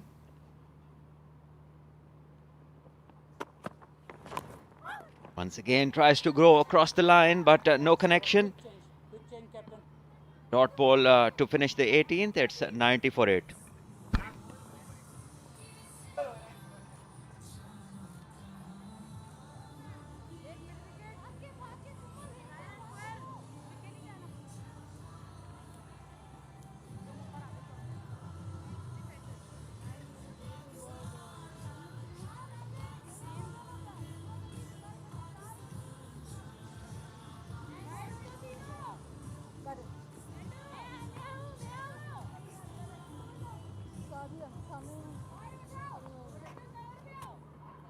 Change bowler.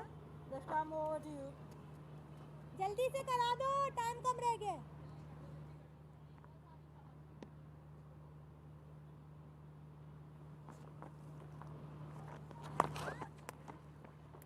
Sadia brought back once again into attack.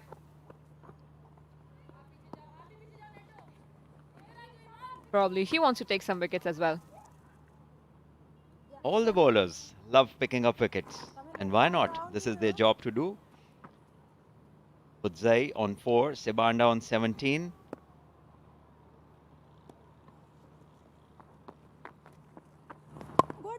So what would be your approach in such a situation if you were batting with the team's position at 91 for 8 with 2 overs remaining? What would you like to do as a batter? Probably bat through. I think that's what they're doing. Batting through. Yeah. Could you please tell this to Azim next door? Because he doesn't know what Sibanda is doing. So if you could just help him, because you've been in the situation. Well, they're taking the experience. They're playing Sadia right now. So he's #1 bowler. That's the experience they'll get staying on the crease. So just in case if Azim, you haven't understood, after we finish, she'll tell this in Urdu as well. Meanwhile, Zimbabwe continue, 92 for 8.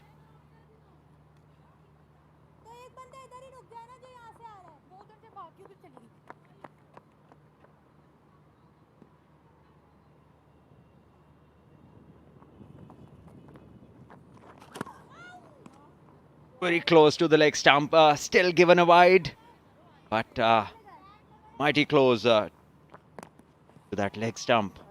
Zimbabwe, the first batter that I've seen bat with both the gloves without thumb protection. Probably the only one in the world. And for some strange reason. Can be very dangerous, but that's the way it is. Bat pad, good advert for the mids bat.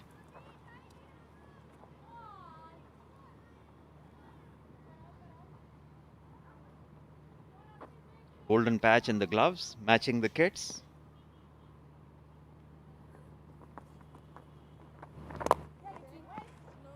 Down the ground, but mid-off is up in the circle.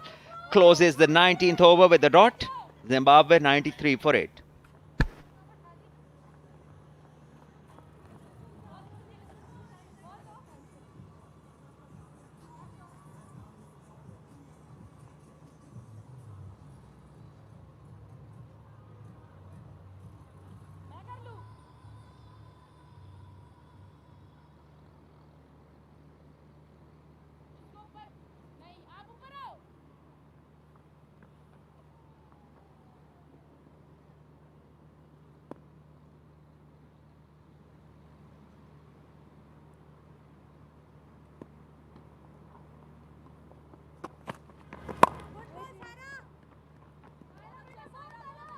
Saira once again for another over, getting the confidence before they head on to the big event.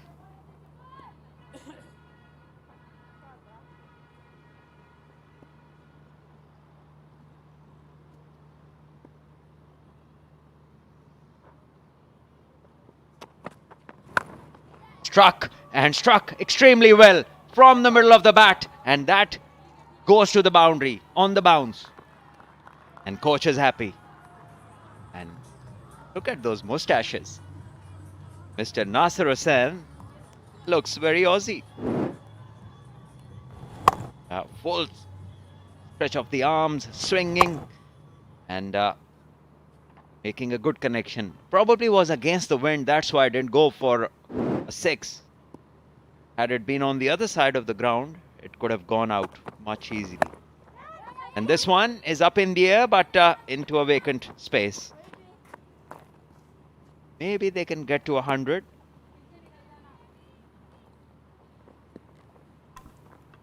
Change in intent. Very last in the inning. Just the last over. Now they want to score a couple of runs as well.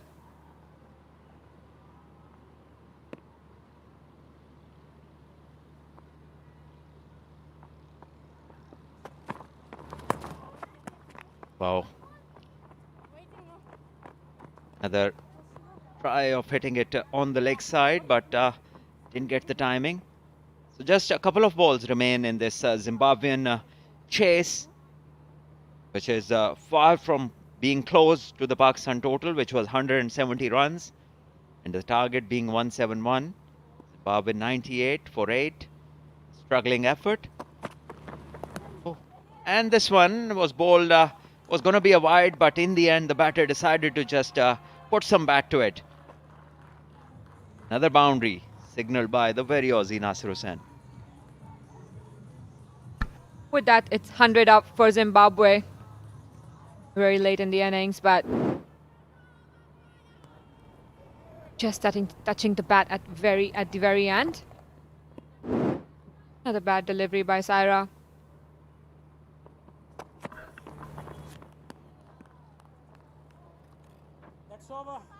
Low one, a good one, and that's it. That's the end of 20 overs. Zimbabwe finish at 103 for 8, and Pakistan team would be mighty satisfied with this win. Seal the series 2-0 with a game to go, which will be tomorrow. And Pakistan coming back after early trouble, scoring 170, courtesy a great knock from Iman Fatma, who came in and needed a big knock to create an impression, which she did. And the coaching staff looks pretty happy, and the players as well. The Zimbabweans, they bowled pretty decent first 10 overs in the game, picked up 4 wickets and didn't give many runs away until Iman Fatma and Natalia combined to make that partnership of 70 plus 79 in 40 deliveries. Then the bowlers came out and did the job, picking up wickets and drawing up the runs. And the captain would be very pleased and very relieved. because they had played a few new players today. They were looking for some performances from the upcoming talent. I'm sure they'll have a few things sorted out in terms of which players for the future and what to do with them. At the moment, very satisfied captain, shaking hands with the counterparts, the Zimbabwean side. Pakistan winning by 67 runs this second T20 international of Rivaj presents Bank Alpha Women's T20 International Series.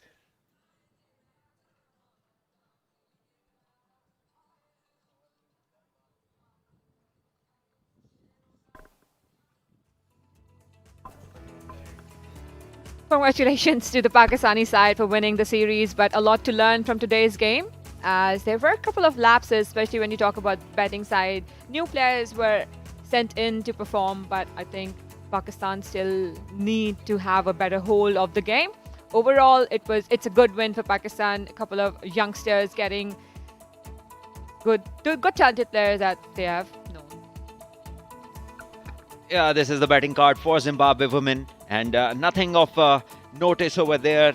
Only 5 players going in the double figures, then the remaining just didn't get a start, and nobody with the slightest of starts got through to make it a big one. In the end, a very moderate 103 for 8, nowhere close to the target required, and Pakistan bowlers can be proud, giving away 8 extras and restricting the Zimbabwean women to 103 for 8.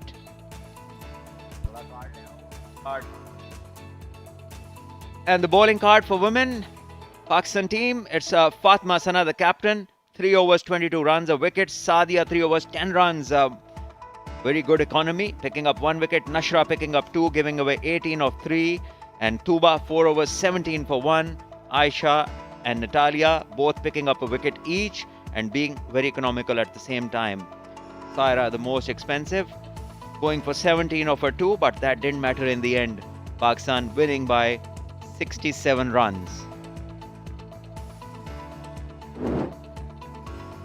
And this is how the Zimbabwean innings went. Started off with a very encouraging pull shot for 6 and a boundary over covers, but then the wickets started to fall and soft dismissals. Aisha Zafar took the first catch. Then this one was taken by Iram Javed at covers. Then a ball left it just hit down the ground actually. Couple of boundaries before the wickets will start to fall again. This one was hit over the head, and there is the start of the boundary, leaving one straight and going on to hit the off stump. This one was smashed over mid-wicket. Couple of times, loose deliveries going over the inner ring, and then this was hit straight to the fielder at long off. And then this misunderstanding, the fielder doing well and the rest done by the keeper. In between there were a few good shots, but then the wickets just kept falling. The batters just kept missing the straight ones, and 3 next wickets were clean bowled.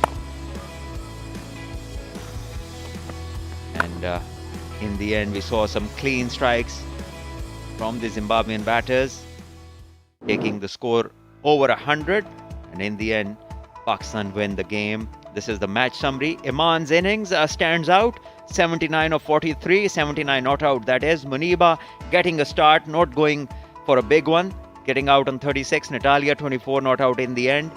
And Zimbabwean team, the bowlers picking up a wicket each, Lindokul, Precious and Mavunga. And in the chase there wasn't much. Sibandas top scoring with 18 not out, Hudzai 14 not out. The remaining batters, nothing much to mention. 103 for 8. Pakistan sealing the series with a 67-run victory. So we'll take a break. When we come back, presentation will be there to see.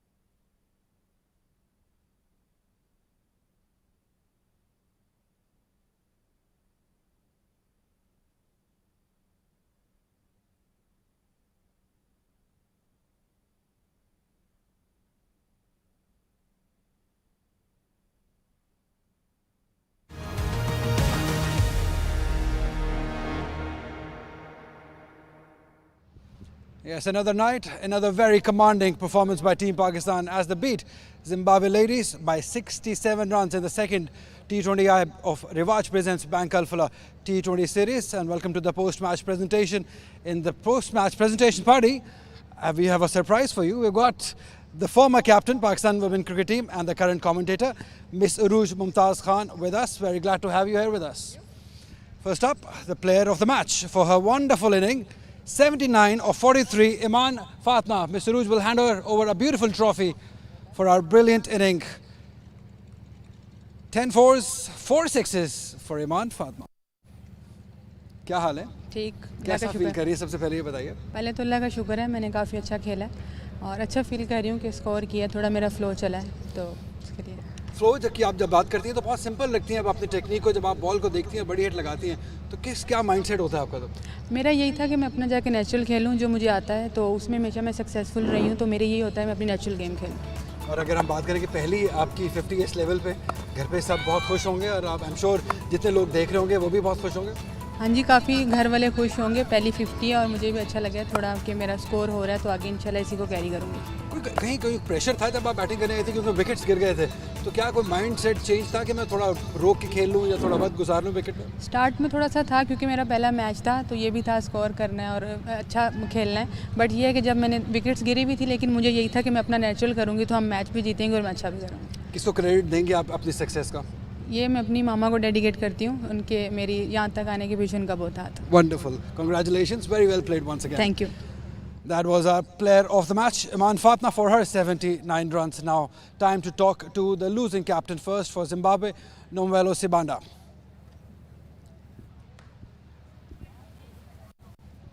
Tough luck again.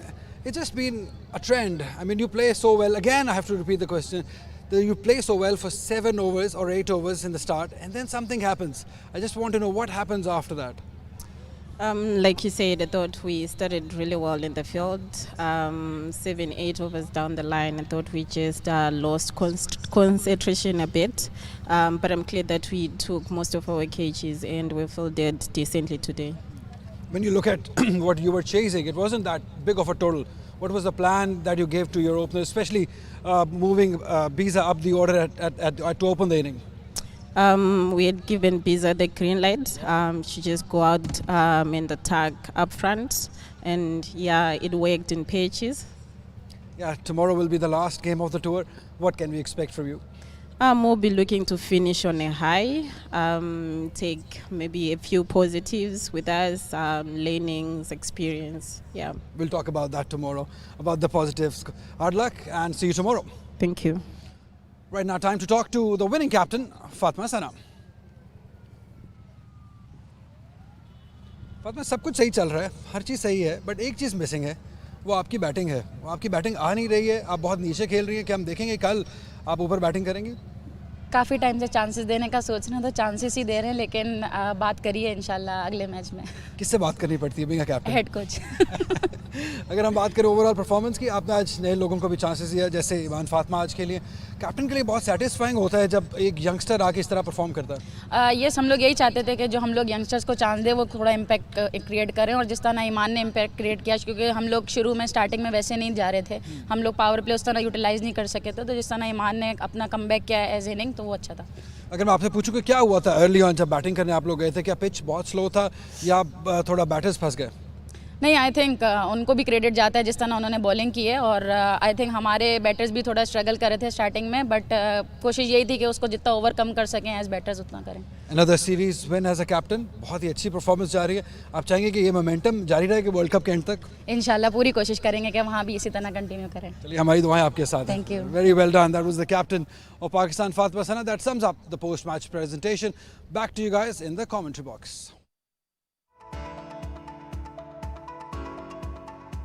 Well, the series is done and dusted. Pakistan winning this series convincingly. One more game to go. So tomorrow is the T20. Same time, same place, 7:30. We'll see you all tomorrow.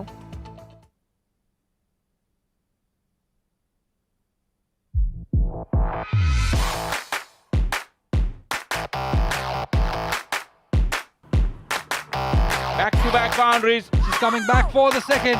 She might struggle. Yes.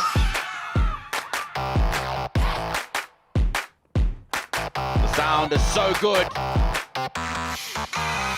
And it's a maiden half-century in women's T20 international cricket for Iman Patma.